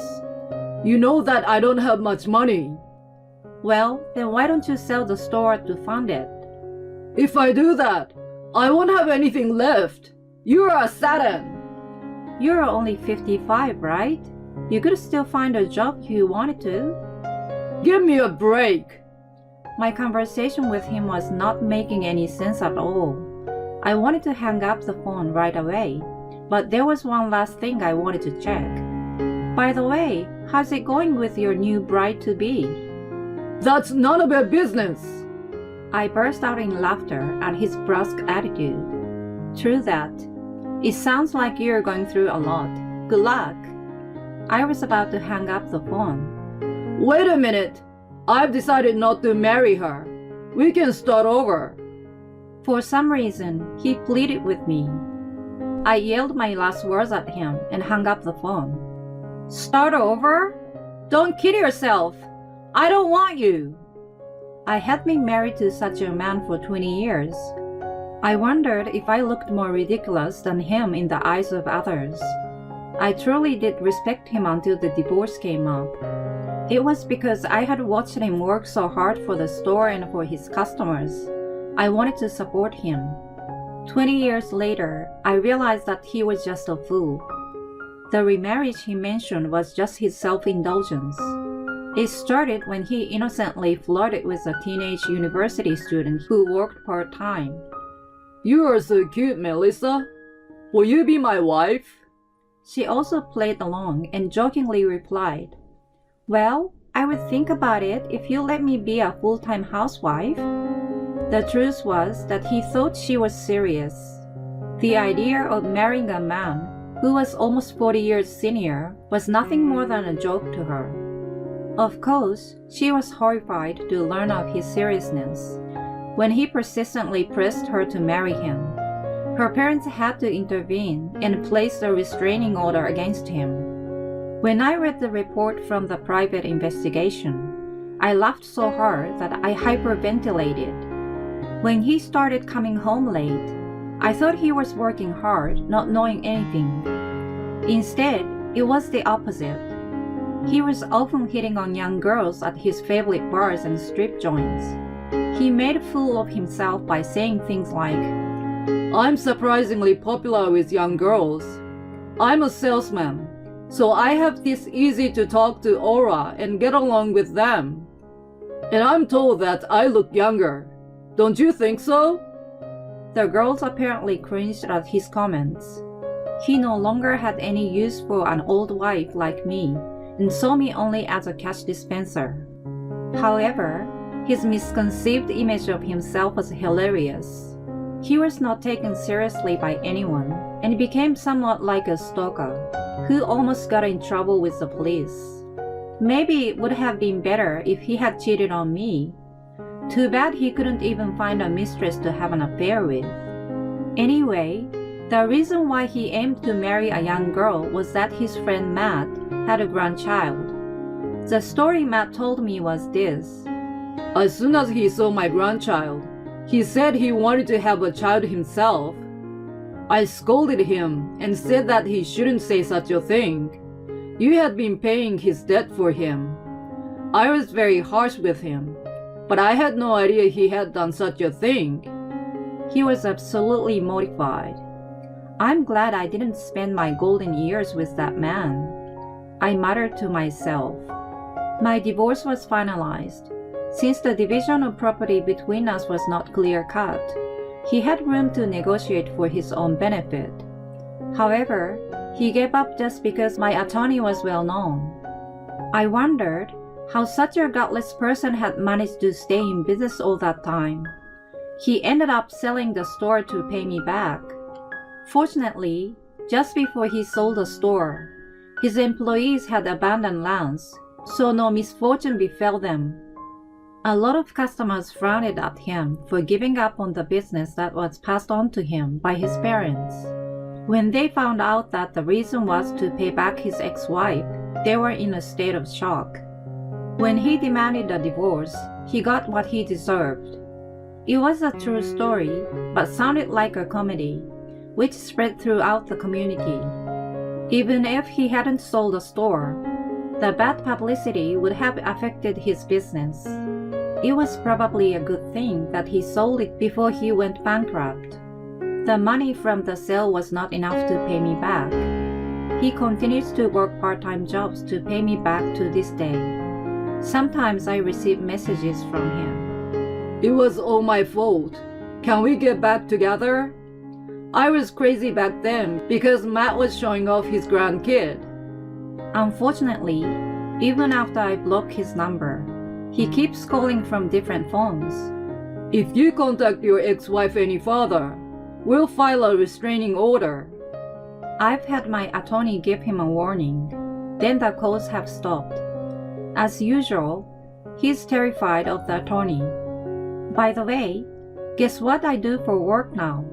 I'm a marriage counselor. Just as turned 50 and wanted to try a new job, my friend opened a matchmaking business. I quit my previous job and joined her. While helping singletons to find a match, I also provide advice on financial issues between couples, how to decide on insurance and so on. It was a hit, and the number of members quickly increased. The couples who want to have a frank and thorough discussion from the beginning have appreciated our unique service. I've been through a lot, and I don't want them to make the same mistakes I did. Although my salary is a little lower than before, I enjoy helping others be happy every day. I got my happiness after getting rid of my ex-husband. Today, I'm doing my best to be a bridge to someone else's happiness. When my sister-in-law, who was away for a while, notices that my father-in-law and husband treat me like a slave. What? Why aren't you eating, Iris? My sister-in-law asked me curiously, as I just sit and watched everyone start eating. I am not allowed to eat. That's why. It's gonna be a waste of money if I eat. Huh? When I answered honestly, my sister-in-law glared at my father-in-law and husband. Hey, Dad! Ken! What are you two doing? My name is Iris, a 35-year-old housewife. My husband Ken and I have been married for a year. After we married, I want you to be a full-time housewife. That's what my husband told me, so I quit my job and became a housewife. Honestly, I wanted to keep working, but I loved my husband so much that I followed his request and quit my job. After that, I made up my mind to be a good housewife and did my best to take care of around the house. Lately, I think I've been doing quite a good job.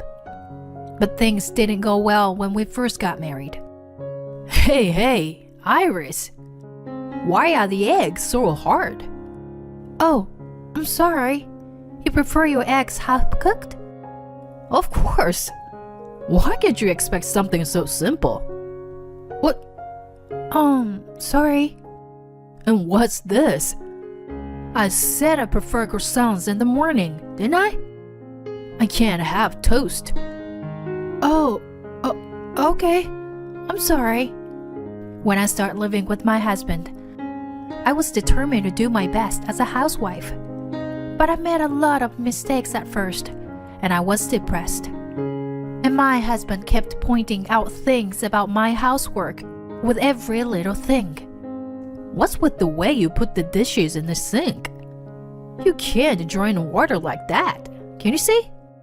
You don't even understand something like that. I'm sorry.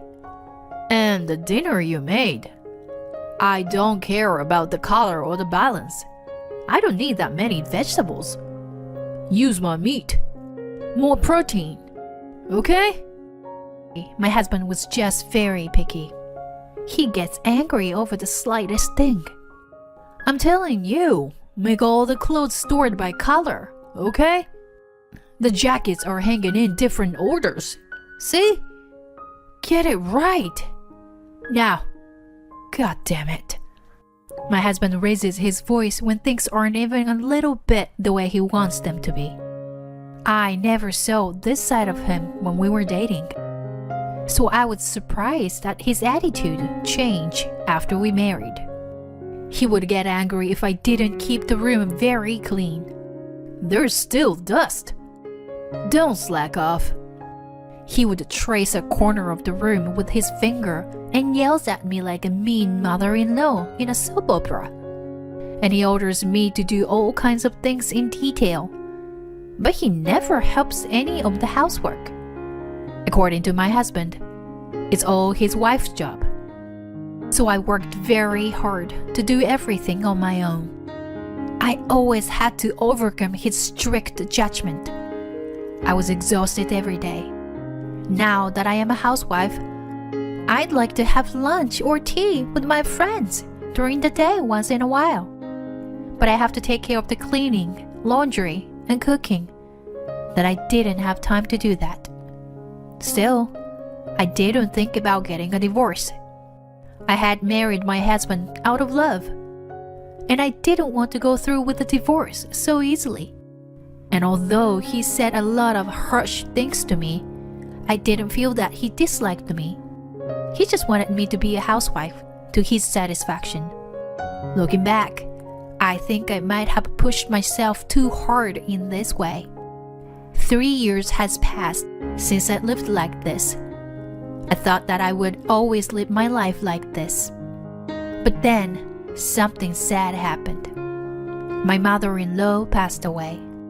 My mother-in-law had been in bad health since I married my husband and had been hospitalized for some time. However, she never recovered and passed away without being discharged.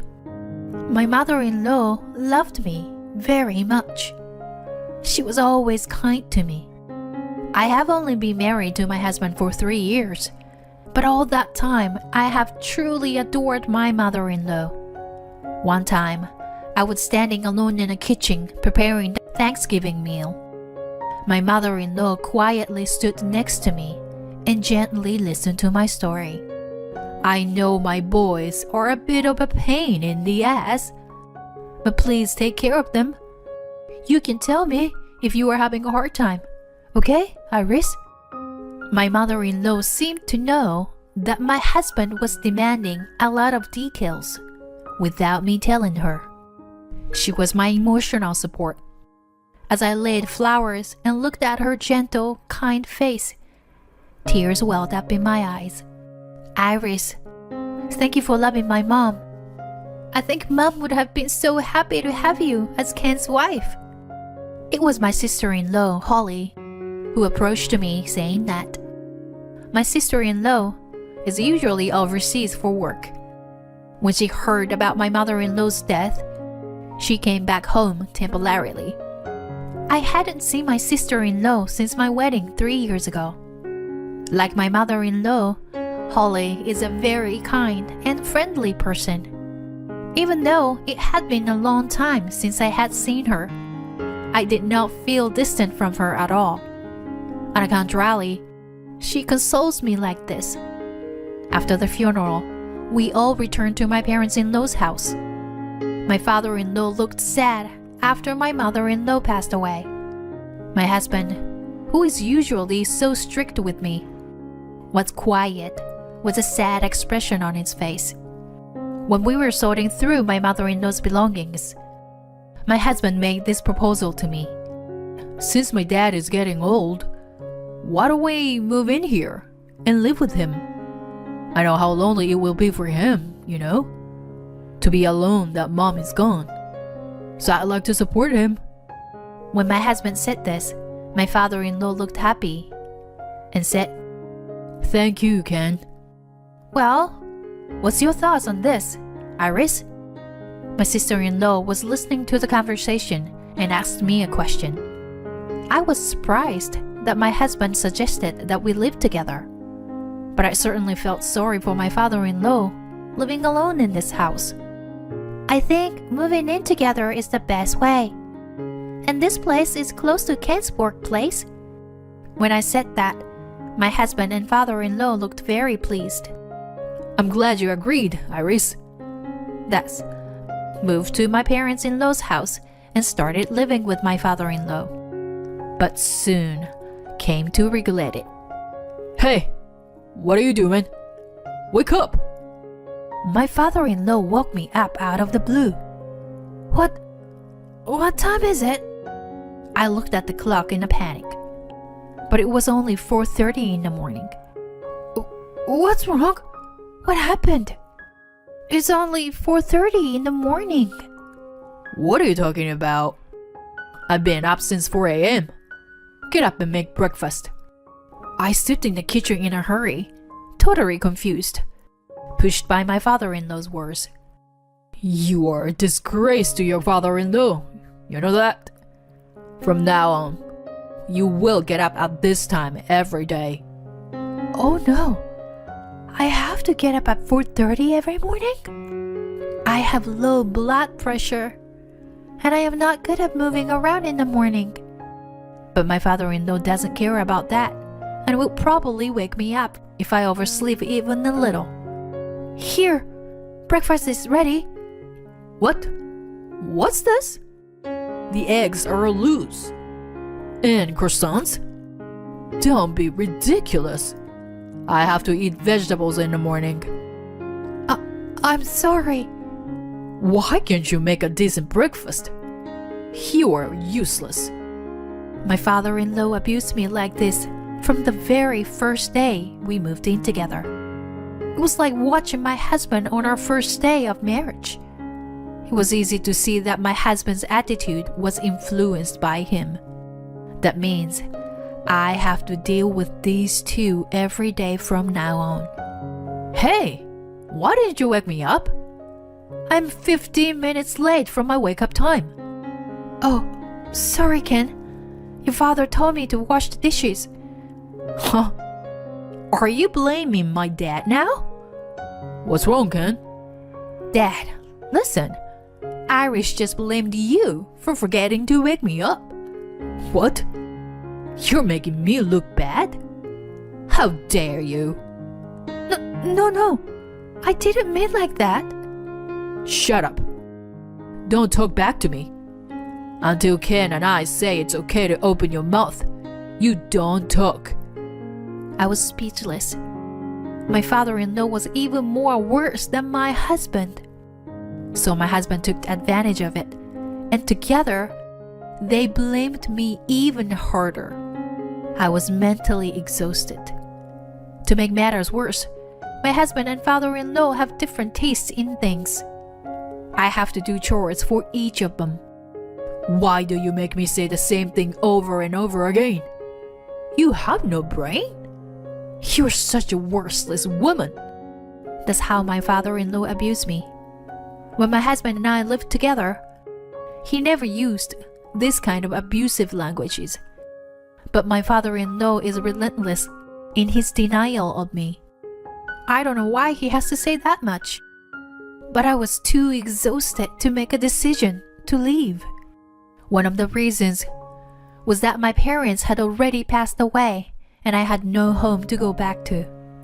My husband and father-in-law's daily bullying caused me some physical problems. I lost 10 pounds in the last month. I was not chubby to begin with, but rather on the thin side of the scale. And yet I've lost so much weight. I guess I was being pushed to near my limits without realizing it. Then I heard that my sister-in-law Holly was coming back for a couple of weeks. I was very happy to see my sister-in-law for the first time in a long time. It had already been a year since my mother-in-law's funeral. During that time, I had not seen my sister-in-law once. Maybe seeing her and talking to her would make me feel a little better. That's what I thought. I'm home! I heard my sister-in-law's cheerful voice at the same time as the front door was unlocked. Welcome home.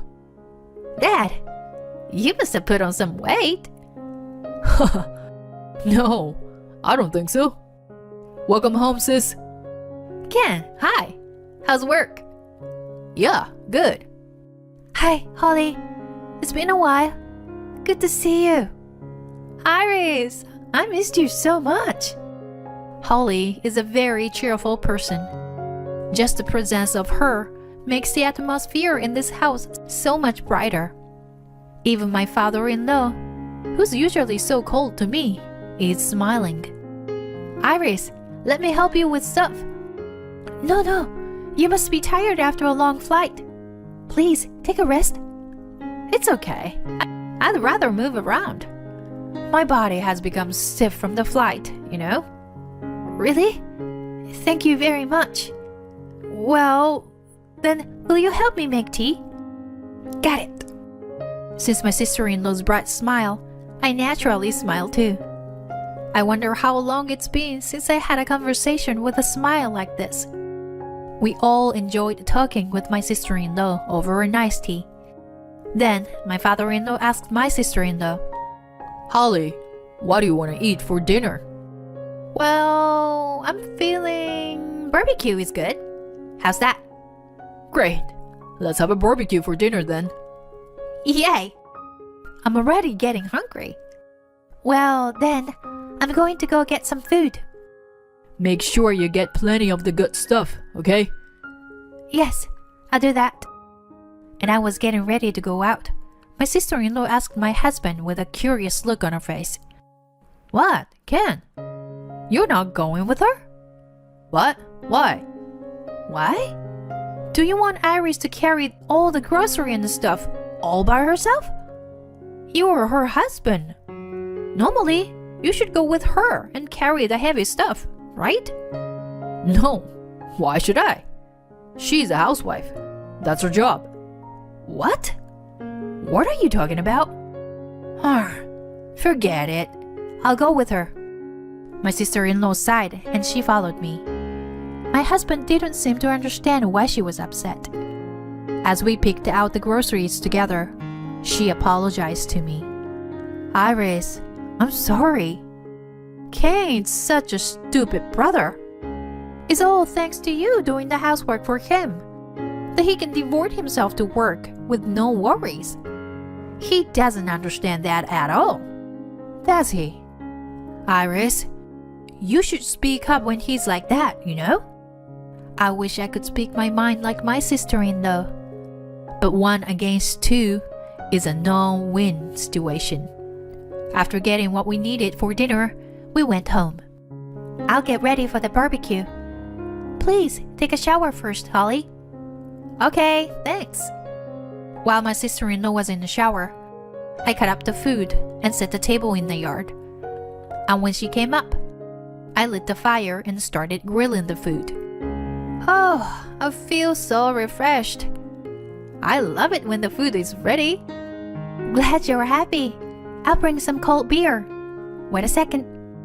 And just as everyone was seated, the meat started to cook nicely. Let's eat. My father-in-law said so, and everyone started to eat the barbecue. What? Why aren't you eating, Iris? My sister-in-law asked me curiously, as I just sit and watched everyone eating. I am not allowed to eat. That is why.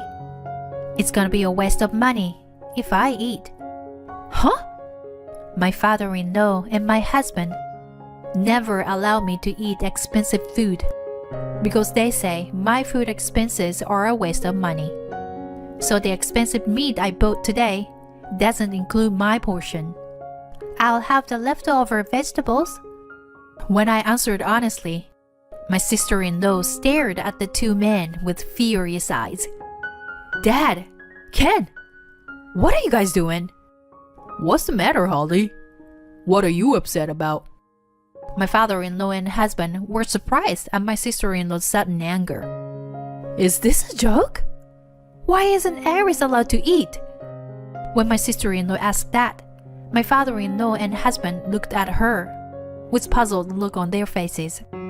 That's because she is just a housewife. and doesn't earn any money. That's right. She doesn't deserve to eat good food. My father-in-law and husband said that, as if it was something absolutely right. Then my sister-in-law got up and yelled at them. You guys are such assholes. What do you think you are? She is not your slave.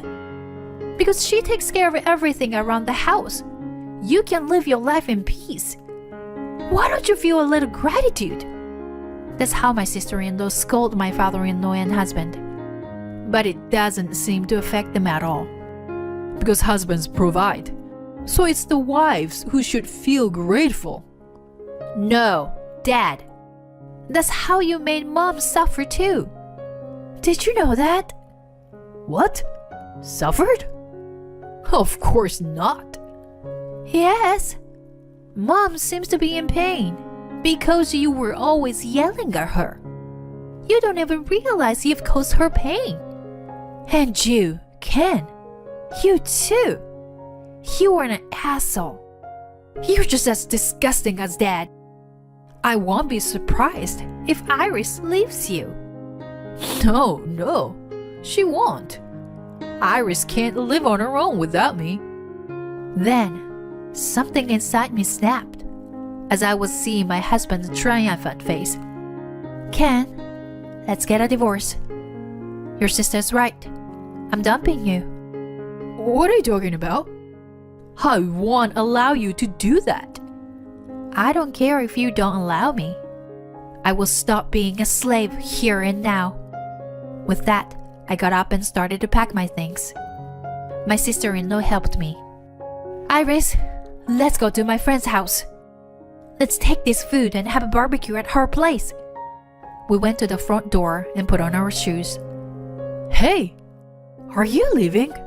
For real? Yes, I can't do this with you anymore. Let's talk about the divorce through a lawyer. When I said that, my sister-in-law continued. The reason I came back this time is that I was going to tell you about my engagement. I was thinking about having you meet my fiancé, but that's not gonna happen. I am never coming back to this house again.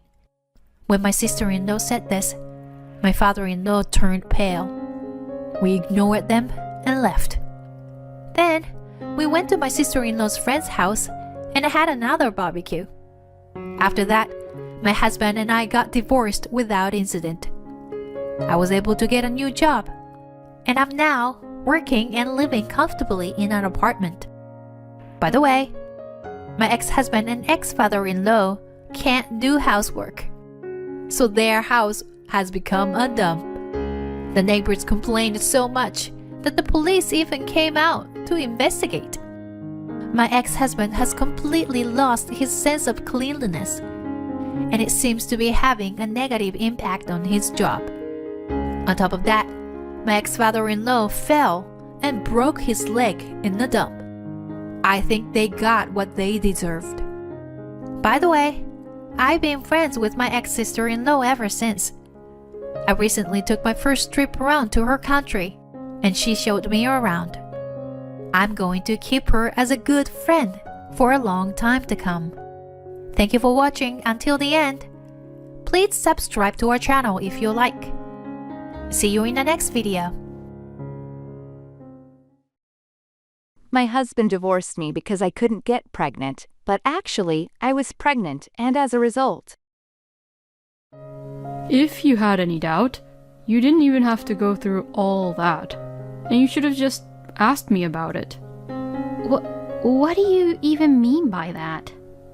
It means that I was planning to already break up with you. What? Does that mean you want to get a divorce? Yes, that's what I mean. So that's why I always carried around this with me too. Saying that, my husband Frank brought out some papers from his bag. It was the divorce papers. And Frank had already signed his part. My name is Allison. I am 29 years old and I work at a company. It has been 2 years since I got married to my husband Frank, who was the same age as me. Until recently, I thought I was going to live happily ever after with my husband. But then, I just had to see it. I saw a woman's name, which I have never seen before, floating on the screen of my husband's phone. It happened just when my husband was taking a shower.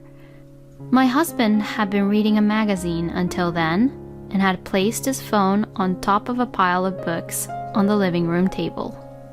My husband has a habit of leaving books he has read untouched, and after a week or so, some of the books would naturally pile up.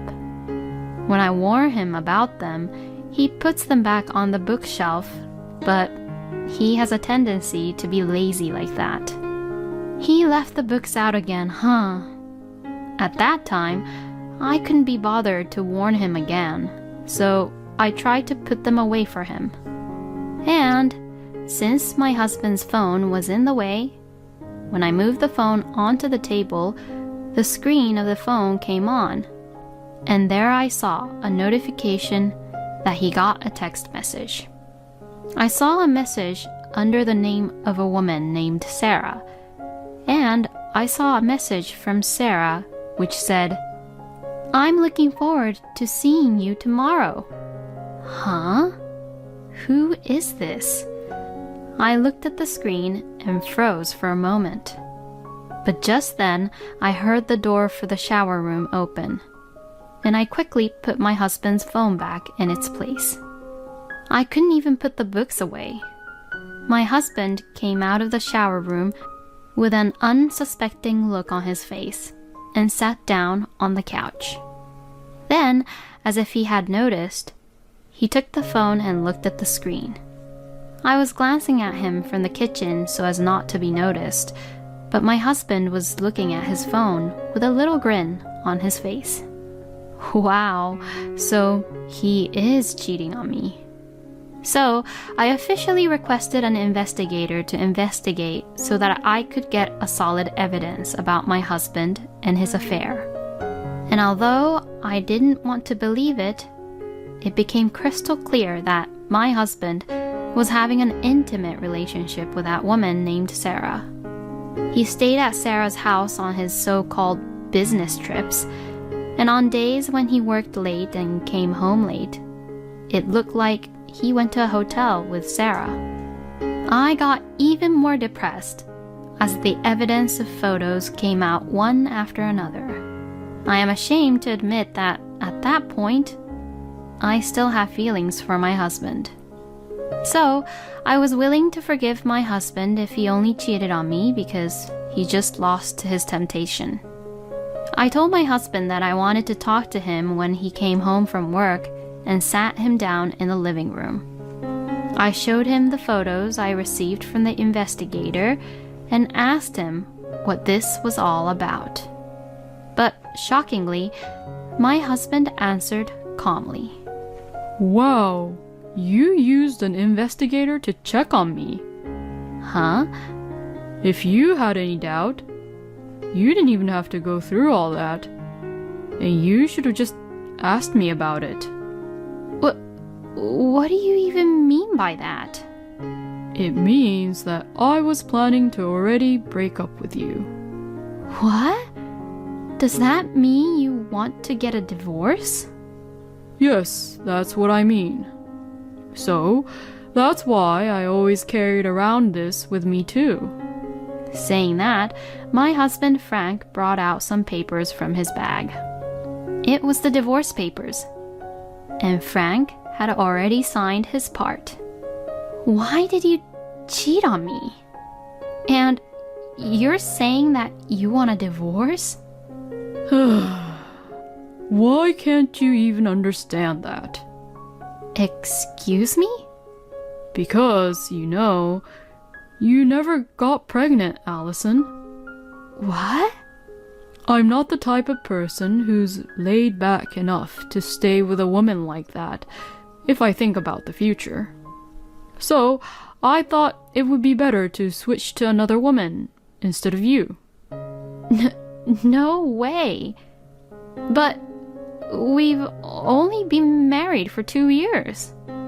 In general, there are a lot of couples who goes through a period of time where they won't have kids yet, right? So, I told you already. I'm not that laid-back type. Allison, you weren't trying hard enough. How could you say such a terrible thing? Besides, making a baby isn't something that only the wife has to work hard for. It's something that the couple has to work together for, right? You're responsible for it too, you know. What the hell are you even saying? How can that be? You have to admit that there's something wrong with your body, which is why you can't get pregnant.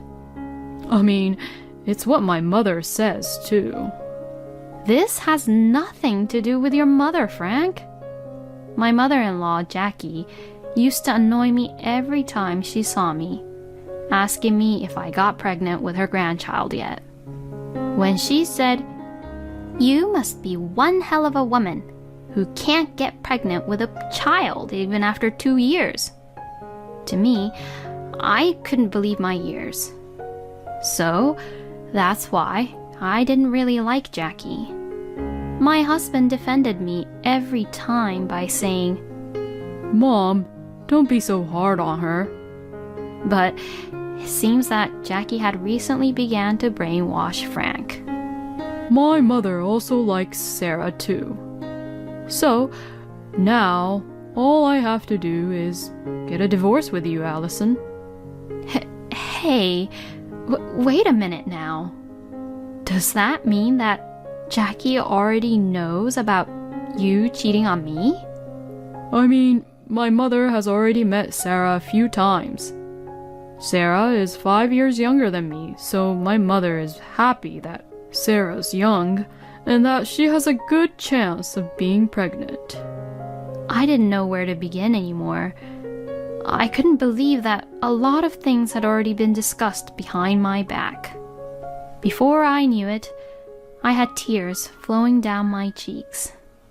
My husband looked at me with disgust. Oh, come on. Don't tell me that you don't want to divorce, okay? I'm already ready to remarry Sarah. Well, I'm going back to my parents' house for a while, so please think positively about divorce. With that, my husband started packing up his belongings. He didn't care at all that I was crying.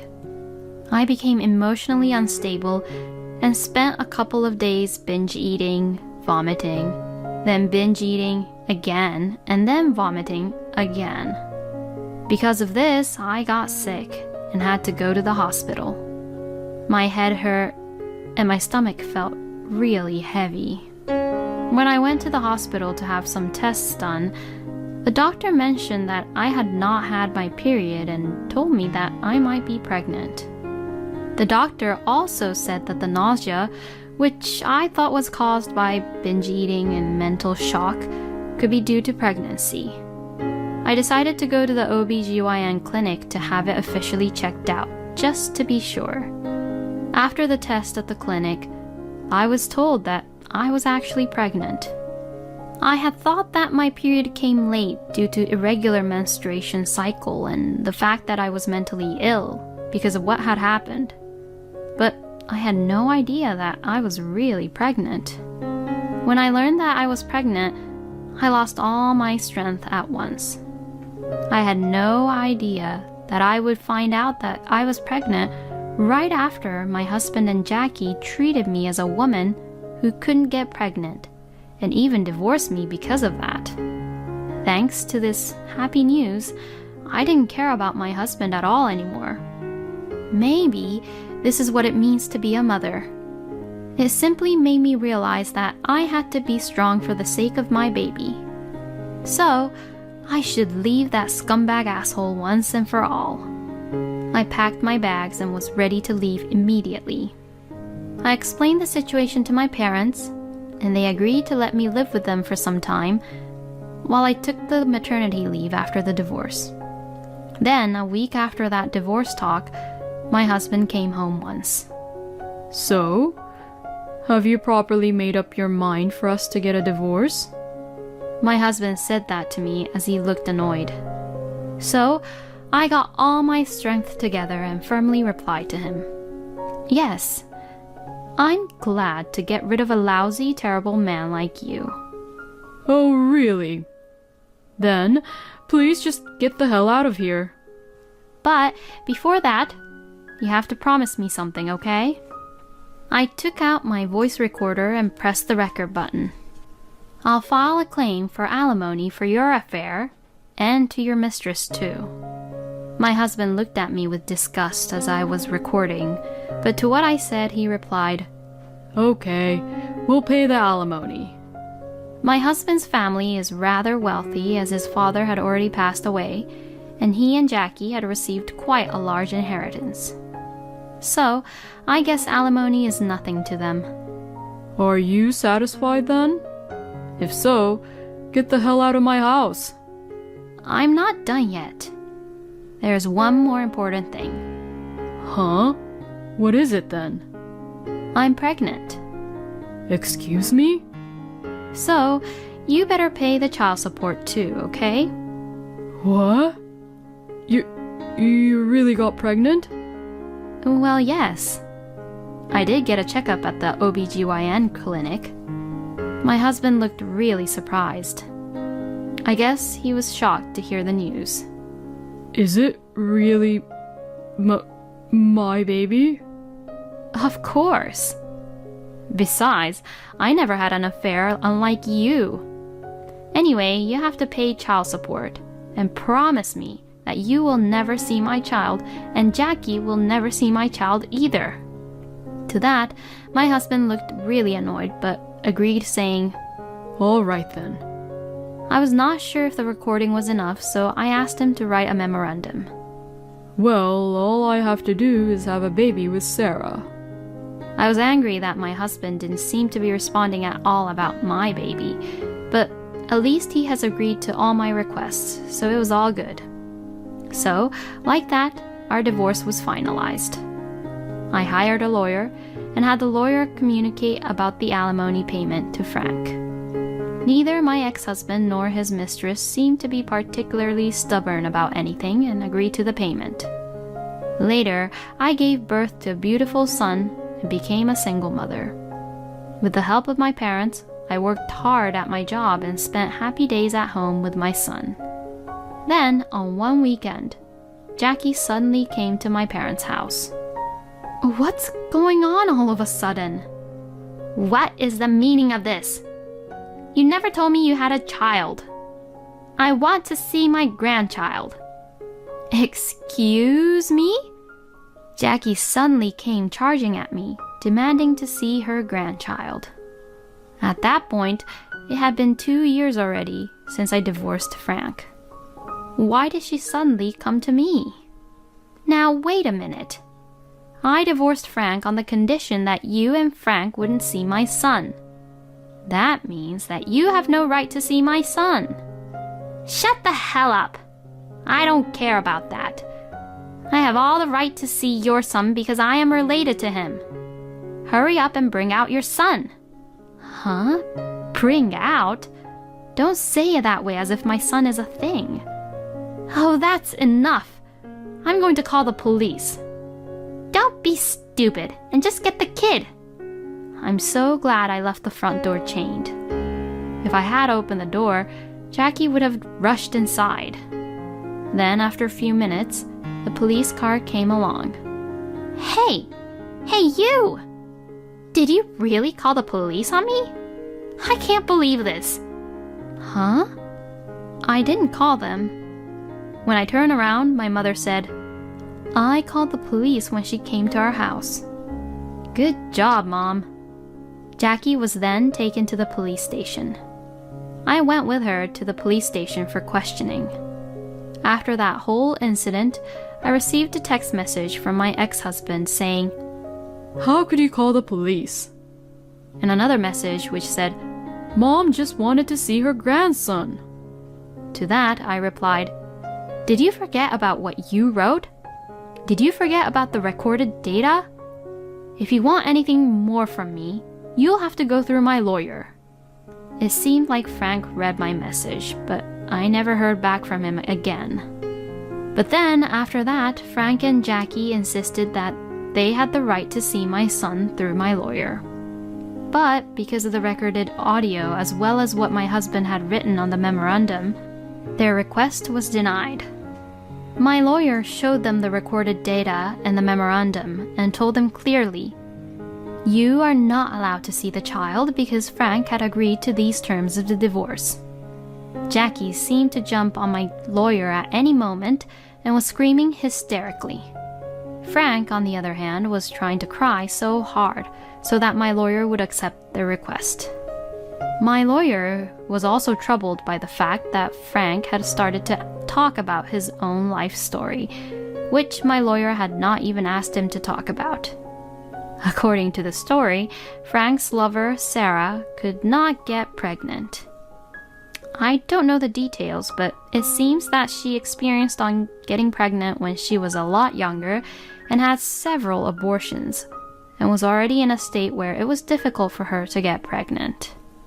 Plus, Sarah hid that fact from Frank and married him. After 2 years of marriage, Sarah got fed up with Jackie constantly asking her if she got pregnant yet, which Jackie did the same with me. And so, Sarah finally revealed the truth to them. Jackie then got furious and told Sarah, "Get out! Leave my son!" and forced her and Frank to get a divorce. And at that time, Frank said, "I wish I had never divorced Allison." And when Jackie questioned him about what he meant, he told her for the first time that I was actually pregnant before we got divorced. My ex-husband had kept it a secret from Jackie because he was expecting a child soon after he remarried Sarah. He should have just kept it a secret.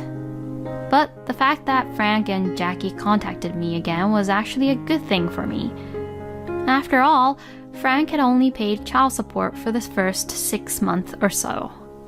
So this time, when my lawyer met with them, I asked my lawyer to demand child support payment from them. The moment Frank was told about child support, he suddenly burst into tears and said, "No, it's... I had asked my lawyer in advance to charge Frank mercilessly about the child support payment, so the lawyer strongly urged him to pay.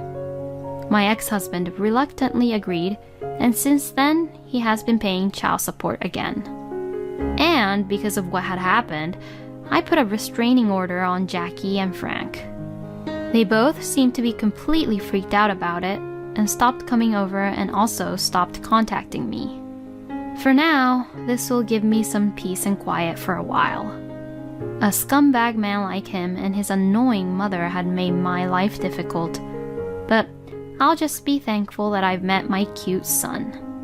Isn't it a bit old-fashioned in terms of values to call someone a woman who can't get pregnant after just 2 years of marriage? And I think getting pregnant with babies are something that comes naturally, not something you can have if you pressure them or stress them out about it. Frank and Allison loved each other, got married, but I can't believe that Frank just switched to another woman just because Allison couldn't get pregnant. I thought, how could such a scumbag man like him get another woman, but that new woman seemed to be quite strange as well. Well, as it turns out, Frank got divorced twice, so it's what he really deserves. I hope Allison and her adorable son will make lots of memories and live happily ever after. Thank you for watching until the end. Please subscribe to our channel. We hope to see you in our next video. My husband tries to force me to quit my job and take care after his mother, and threatens me with divorce, but If you had any doubt, you didn't even have to go through all that, and you should have just asked me about it. What do you even mean by that? It means that I was planning to already break up with you. What? Does that mean you want to get a divorce? Yes, that's what I mean. So that's why I always carried around this with me too. Saying that, my husband Frank brought out some papers from his bag. It was the divorce papers, and Frank had already signed his part. My name is Allison. I am 29 years old, and I work at a company.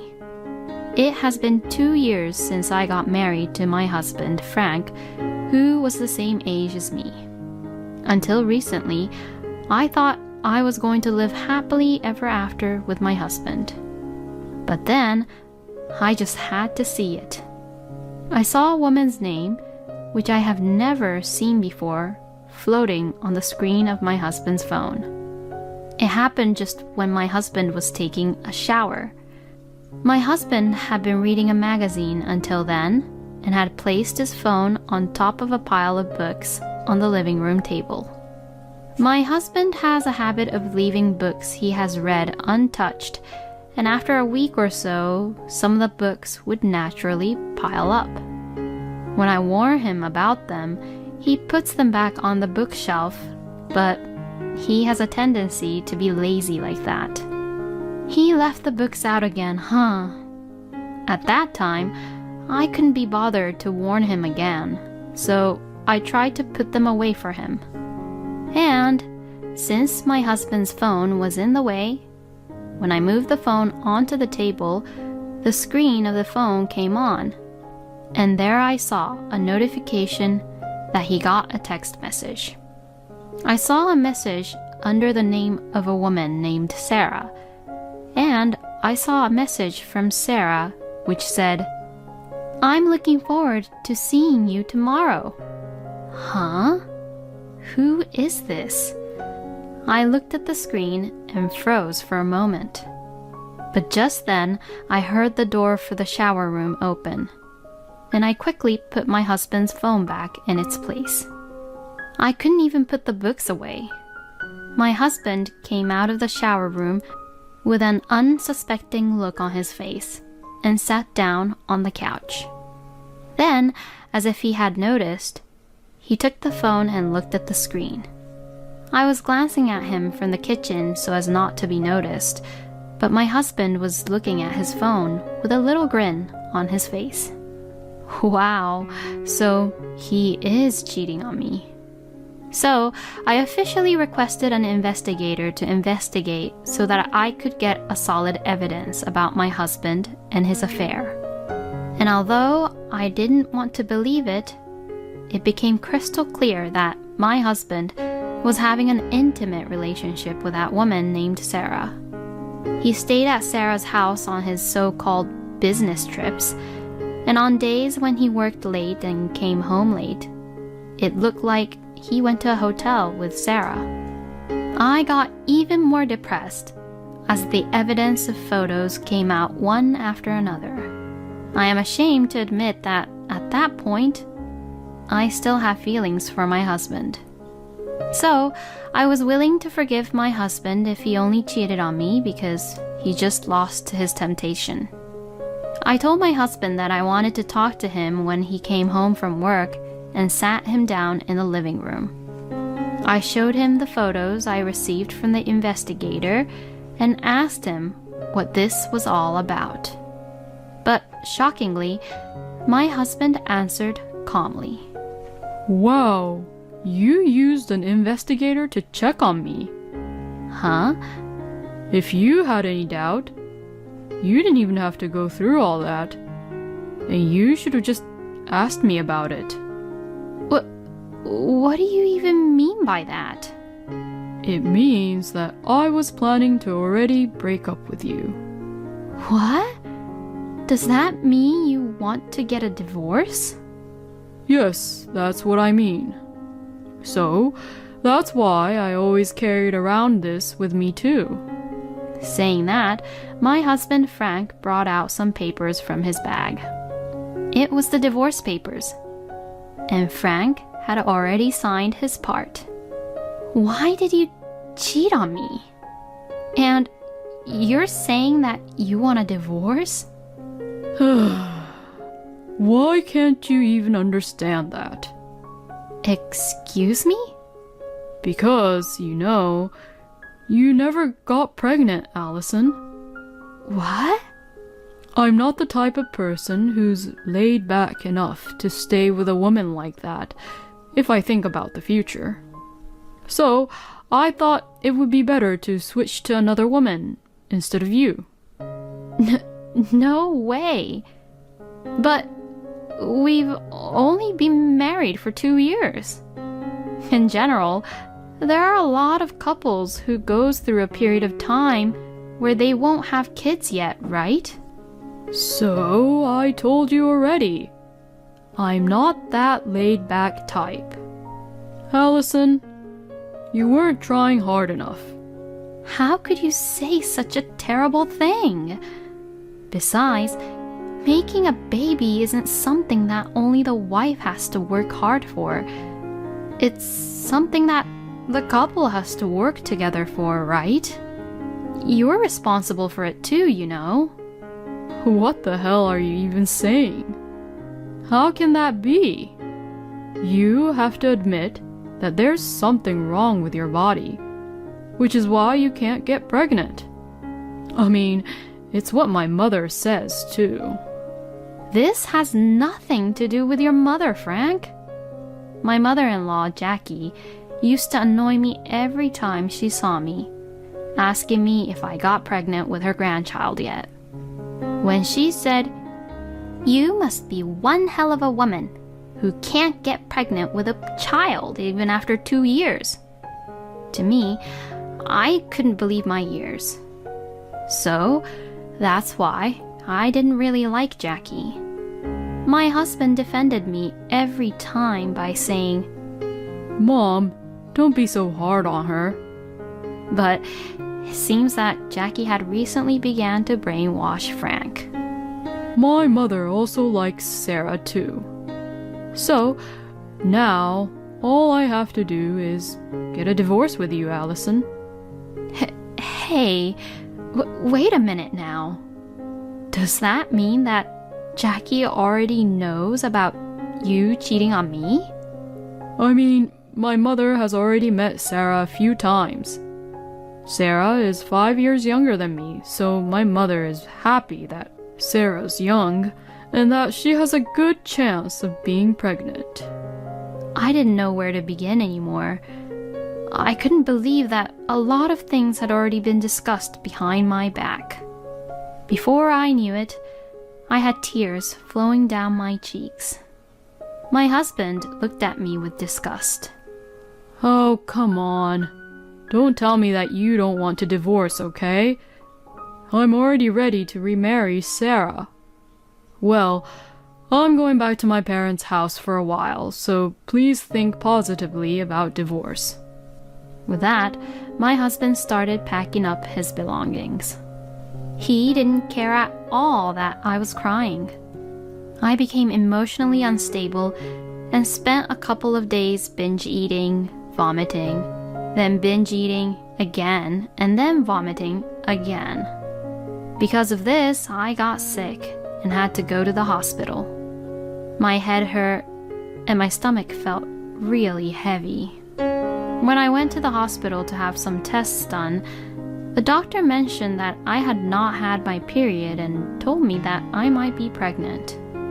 The doctor also said that the nausea, which I thought was caused by binge eating and mental shock, could be due to pregnancy.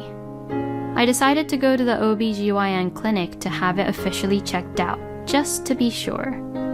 After the test at the clinic, I was told that I was actually pregnant. I had thought that my period came late due to irregular menstruation cycle and the fact that I was mentally ill because of what had happened. But I had no idea that I was really pregnant. When I learned that I was pregnant, I lost all my strength at once. I had no idea that I would find out that I was pregnant right after my husband and Jackie treated me as a woman who couldn't get pregnant and even divorced me because of that. Thanks to this happy news, I didn't care about my husband at all anymore.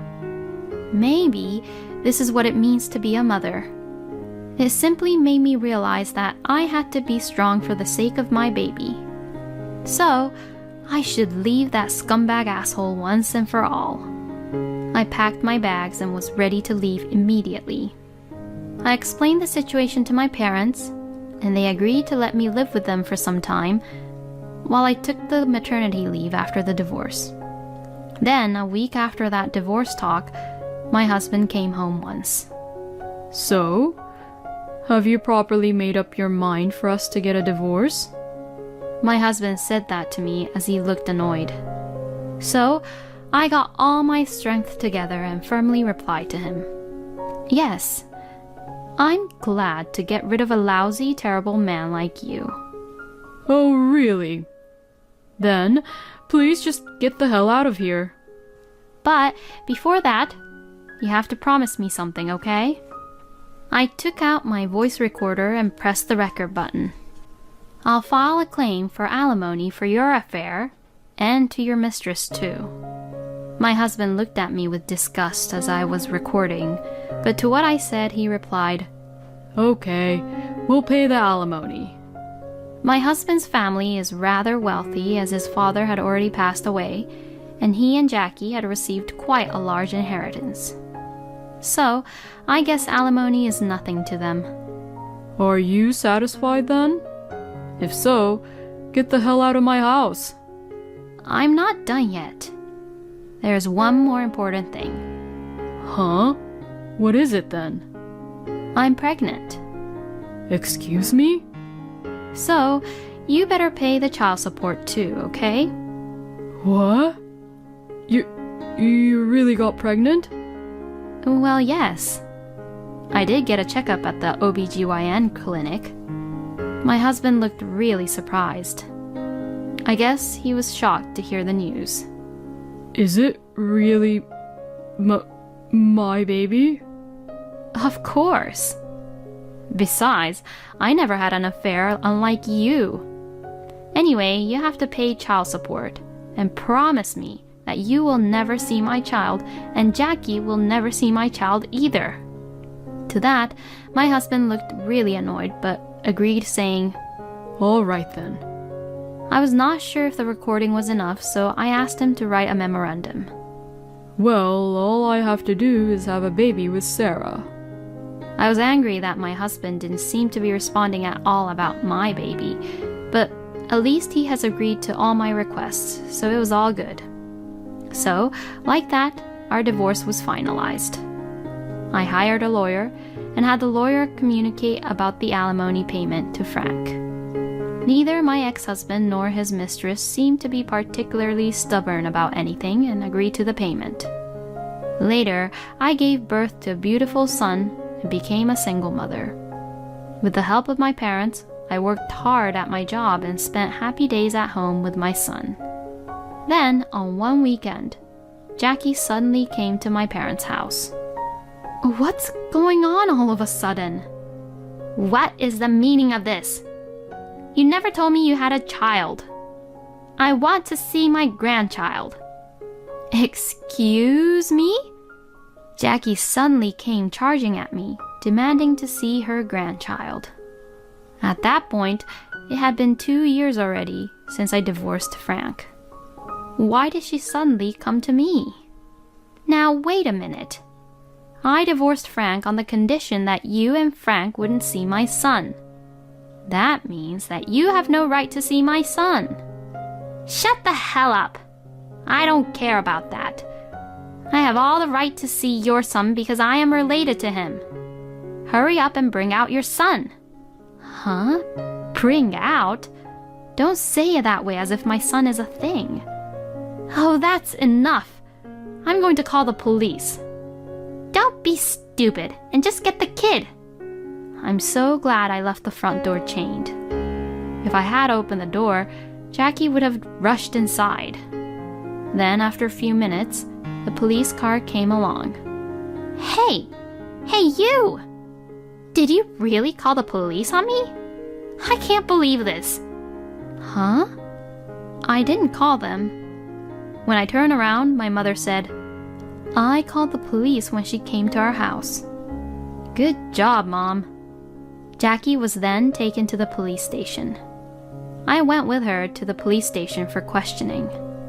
After that whole incident, I received a text message from my ex-husband saying, "How could you call the police?" and another message which said, "Mom just wanted to see her grandson." To that, I replied, "Did you forget about what you wrote? Did you forget about the recorded data? If you want anything more from me, you'll have to go through my lawyer." It seemed like Frank read my message, but I never heard back from him again. But then, after that, Frank and Jackie insisted that they had the right to see my son through my lawyer. But because of the recorded audio as well as what my husband had written on the memorandum, their request was denied. My lawyer showed them the recorded data and the memorandum and told them clearly, "You are not allowed to see the child because Frank had agreed to these terms of the divorce." Jackie seemed to jump on my lawyer at any moment and was screaming hysterically. Frank, on the other hand, was trying to cry so hard so that my lawyer would accept the request. My lawyer was also troubled by the fact that Frank had started to talk about his own life story, which my lawyer had not even asked him to talk about. According to the story, Frank's lover, Sarah, could not get pregnant. I don't know the details, but it seems that she experienced on getting pregnant when she was a lot younger and had several abortions, and was already in a state where it was difficult for her to get pregnant. Plus, Sarah hid that fact from Frank and married him. After 2 years of marriage, Sarah got fed up with Jackie constantly asking her if she got pregnant yet, which Jackie did the same with me. And so, Sarah finally revealed the truth to them. Jackie then got furious and told Sarah, "Get out! Leave my son!" and forced her and Frank to get a divorce. And at that time, Frank said, "I wish I had never divorced Allison." And when Jackie questioned him about what he meant, he told her for the first time that I was actually pregnant before we got divorced. My ex-husband had kept it a secret from Jackie because he was expecting a child soon after he remarried Sarah. He should have just kept it a secret. But the fact that Frank and Jackie contacted me again was actually a good thing for me. After all, Frank had only paid child support for the first 6 months or so. So this time, when my lawyer met with them, I asked my lawyer to demand child support payment from them. The moment Frank was told about child support, he suddenly burst into tears and said, "No, it's... I had asked my lawyer in advance to charge Frank mercilessly about the child support payment, so the lawyer strongly urged him to pay. My ex-husband reluctantly agreed, and since then, he has been paying child support again. And because of what had happened, I put a restraining order on Jackie and Frank. They both seemed to be completely freaked out about it and stopped coming over and also stopped contacting me. For now, this will give me some peace and quiet for a while. A scumbag man like him and his annoying mother had made my life difficult, but I'll just be thankful that I've met my cute son. Isn't it a bit old-fashioned in terms of values to call someone a woman who can't get pregnant after just 2 years of marriage? And I think getting pregnant with babies are something that comes naturally, not something you can have if you pressure them or stress them out about it. Frank and Allison loved each other, got married, but I can't believe that Frank just switched to another woman just because Allison couldn't get pregnant. I thought, how could such a scumbag man like him get another woman, but that new woman seemed to be quite strange as well. Well, as it turns out, Frank got divorced twice, so it's what he really deserves. I hope Allison and her adorable son will make lots of memories and live happily ever after. Thank you for watching until the end. Please subscribe to our channel. We hope to see you in our next video.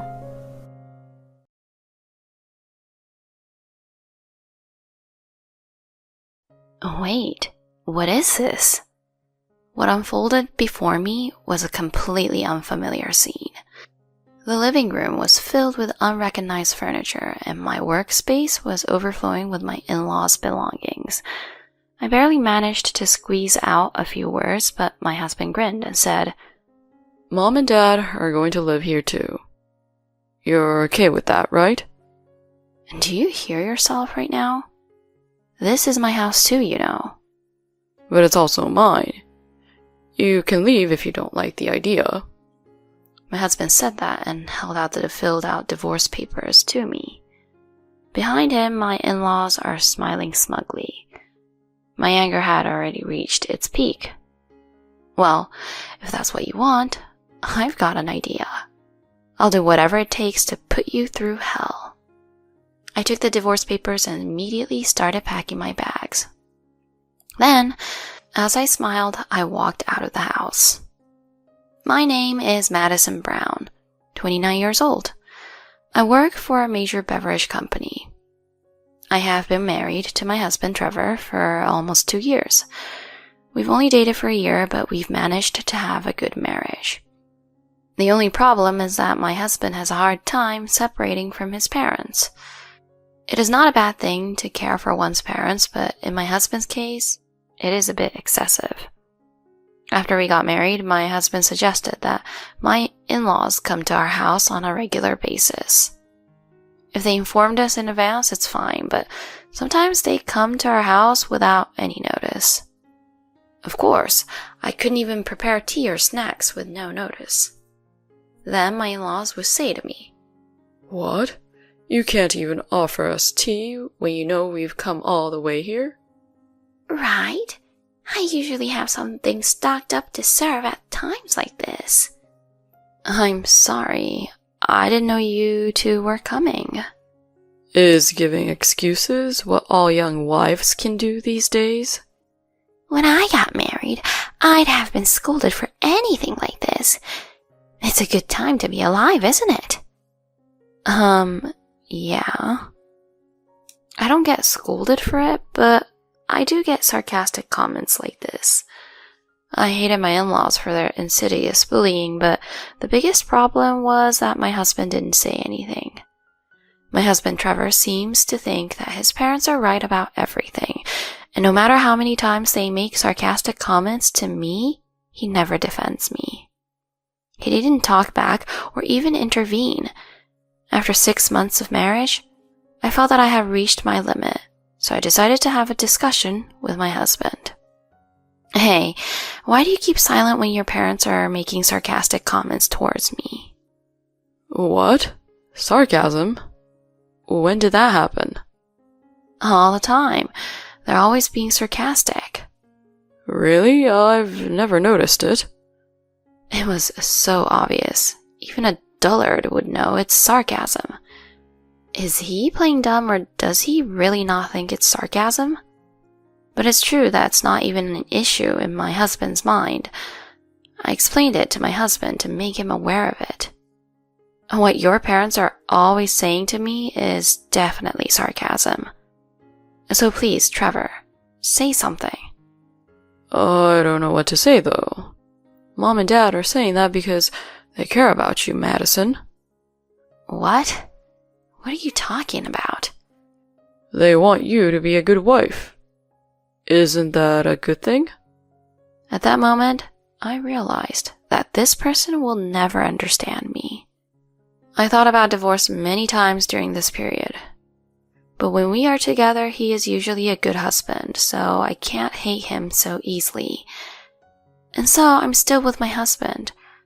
I told myself that I would cherish the time alone with my husband and not worry about my in-laws. The only time I have to put up with them is when they visit. If I could just put up with that time, I could enjoy the rest of the time with my husband. That alone was enough to make me happy. Besides, my husband and I have a big pleasure waiting for us. We were going to buy a new house. At first, we were going to rent a house, but when I told my father about it, he said happily, I see. Then I will help you. What? Help? Madison, you didn't even have a wedding. I saved up for it, but ended up not using it. I've got about $150,000 saved up for you. $150,000? That's a lot more than I'd imagined, so I couldn't help but raise my voice in surprise. Apparently, my father had been saving up for me for a long time. Since I had excellent grades, I was exempted from paying full tuition for my university. I was able to get another scholarship, so I had almost no money to pay for it. That night, I talked to my husband about this. Hey, Trevor, I was wondering about moving to our new place. Why don't we buy a house? He widened his eyes at my suggestion. I then told him about my conversation with my father, as he probably didn't understand what was going on. I told my father about the move, and he said he has some money saved up for me. He said he has $150,000. What? No way. They didn't have to pay for university, and we didn't have a wedding either. So he wants to help me out. Seriously, that's great. Let's take up on his offer then. Yeah, I agree. I think we should buy when we can for when we have kids. That's right. Then let's go to some viewings soon.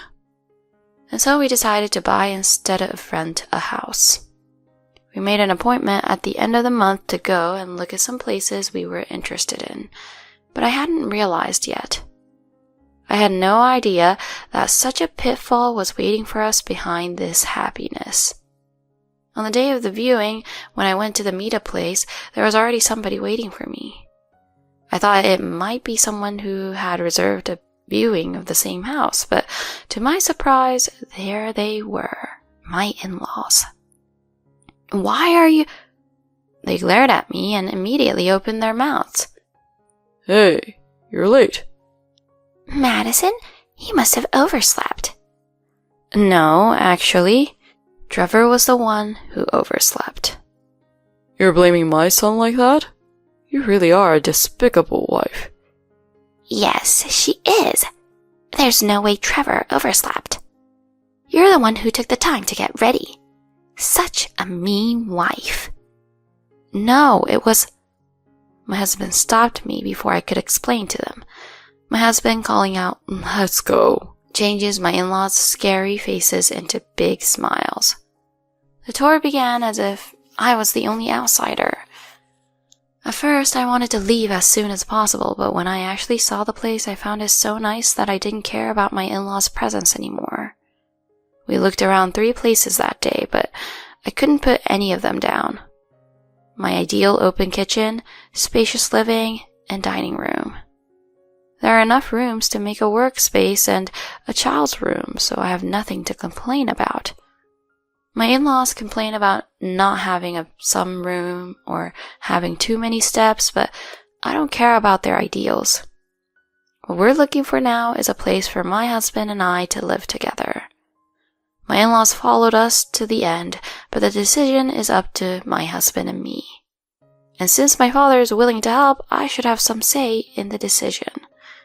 That night, I took out my pent-up frustration on my husband. Hey, about today, I didn't hear your parents were coming. Oh, I'm sorry. I told them we were going to some viewings, and they said they wanted to come. Isn't it strange that you let them come without asking me? We were a little late, and they blamed me for it. I said I was sorry, but the places we saw today were really nice. Well, that's true, but it seemed that my husband liked the properties we looked at today. In the end, the conversation about my in-laws was put to rest, and we started contemplating on our house. A month later, after much consideration, we decided to buy one of them. We decided on a place with plenty of room so that we would have enough room for a child. At first, we were thinking of putting the house under joint ownership, but when we talked to the person in charge, he told us that joint ownership often causes problems later on with the inheritance. When we think about having more than one child in the future, it would be troublesome to have the property under joint ownership. So, I talked to my husband about it. He grumpily said, I don't care what name is on the property, just hurry up and finish the purchase. I don't care if it's in my name. Don't be so uninterested. It's a lot of money and I want to think this through. Well, I want to move as soon as possible. Why do we have to spend so much time on the name when we've already decided on a place? Did you hear what I said earlier? There are all kinds of disadvantages to joint ownership. Man, you're being so persistent. You can decide that on your own, so let's just get the move over with. What? There's no point in discussing this any further. I decided to buy the place in my name and ended the conversation at that.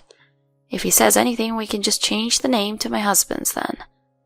Besides, it's my father's money, so I thought it would be safer to put it in my name for the time being. The purchase was completed without incident, and the loan application was approved. I decided to throw away all the old appliances and replace them with new ones. After about a week of living in the house, I finally started to feel like I had moved. I was looking forward to redecorating the interior to my liking.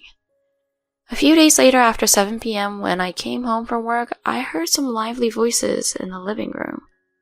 Was it my in-laws? I checked the entrance to see my in-laws' shoes. I let out a small sigh, but I couldn't just stay in the doorway. Reluctantly, I headed for the living room and couldn't believe my eyes. Wait, what is this? What unfolded before me was a completely unfamiliar scene. The living room was filled with unrecognized furniture, not even close to my style. I had a bad feeling about this, and I went to my workspace. It was filled with my in-laws' belongings. The work desk and chair were covered with my mother-in-law's favorite tablecloths and cushions, no longer the simple design that I prefer.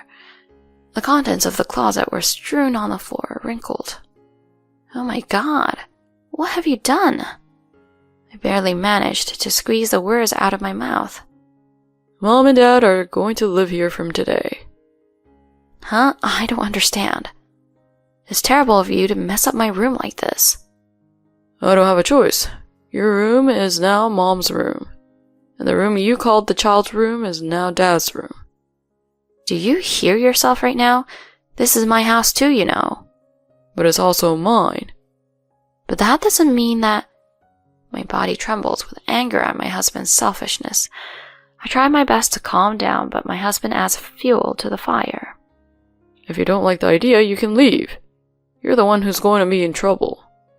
My husband said that and held out the filled-out divorce papers to me. Behind him, my in-laws are smiling smugly. My anger had already reached its peak. Well, if that's what you want, I've got an idea. I'll go whatever it takes to put you through hell. Are you sure you want me to leave? My husband responded to my question with a triumphant look on his face. Oh, of course. But if you leave, make sure you don't come back, okay? Really? I'm glad to hear that. What? Then I'll take this. I picked up the divorce papers and immediately started packing my things. Then, trying hard not to smile, I walked out of the house. I went straight to the Superior Court and filed the divorce papers. After that, I decided to go back to my parents' house for the time being. My parents were quite surprised to see me suddenly come home late at night. My father asked what had happened, so I told him the whole story. My father became very angry and was about to storm out, so I stopped him and told him about my plan. What do you think? That sounds like a good plan. They deserve that. Right? I'll go see the man in charge tomorrow. I'll go with you.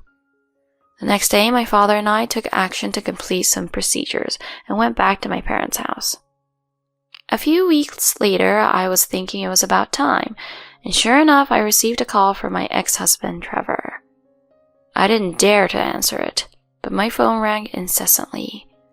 I ignored it and let him lose contact with me, which was the most I could do. After a few days of this, the intercom rang at my parents' house as if he had grown tired of it. When I opened the front door, there stood my ex-husband and in-laws. Hey, what's going on? Trevor said, and I dared to ask about what, and I egged them on. Then Trevor grabbed me by the chest and started yelling at me. You did something to me, didn't you? We were just living normally, but suddenly we got an eviction order. Of course. because that house is in my name. So? There are plenty of people living in houses in other people's names. Behind him, my in-laws were nodding to agree. I was so pissed off that I clarified the fact right then and there. What's the point of being the owner if I don't live there? So I sold the place as soon as I left. By the way, I've already filed for divorce too. Huh? You sold it? And the divorce as well? You're the one that forced them onto me. And I'm not so good-natured as to let a stranger live in a house that's in my name. You've got to be kidding me. Mom and Dad moved in after they tore down their house. So if you sell that house, we'll have nowhere to live. I don't care. Why don't you rent somewhere else as their son? You know I don't make that much money. Indeed, Trevor makes less than half of what I make. His monthly salary is less than $1,300, so he can't possibly support his parents. Perhaps because he understands this, he is trying his best to resist, but I don't have time for this farce. I raised my voice as if to vent my frustration. I don't care how much money you make. Do you have any idea why things turned out like this? It's all your fault. My father is the one who helped us. Why should I have to live with people like you? Hey, Madison, calm down. Shut up. I'm sick and tired of my in-laws' insidious bullying and my idiot husband's pretending not to see it. I don't even want to see you. If you understand me, don't ever get involved with me again. If you ever appear in front of me, I will seriously call the police. The word police must have scared them because they turned pale and ran away right after. With that, they never came to visit my parents' house again. Later, I heard that now my ex-husband was blamed by his parents.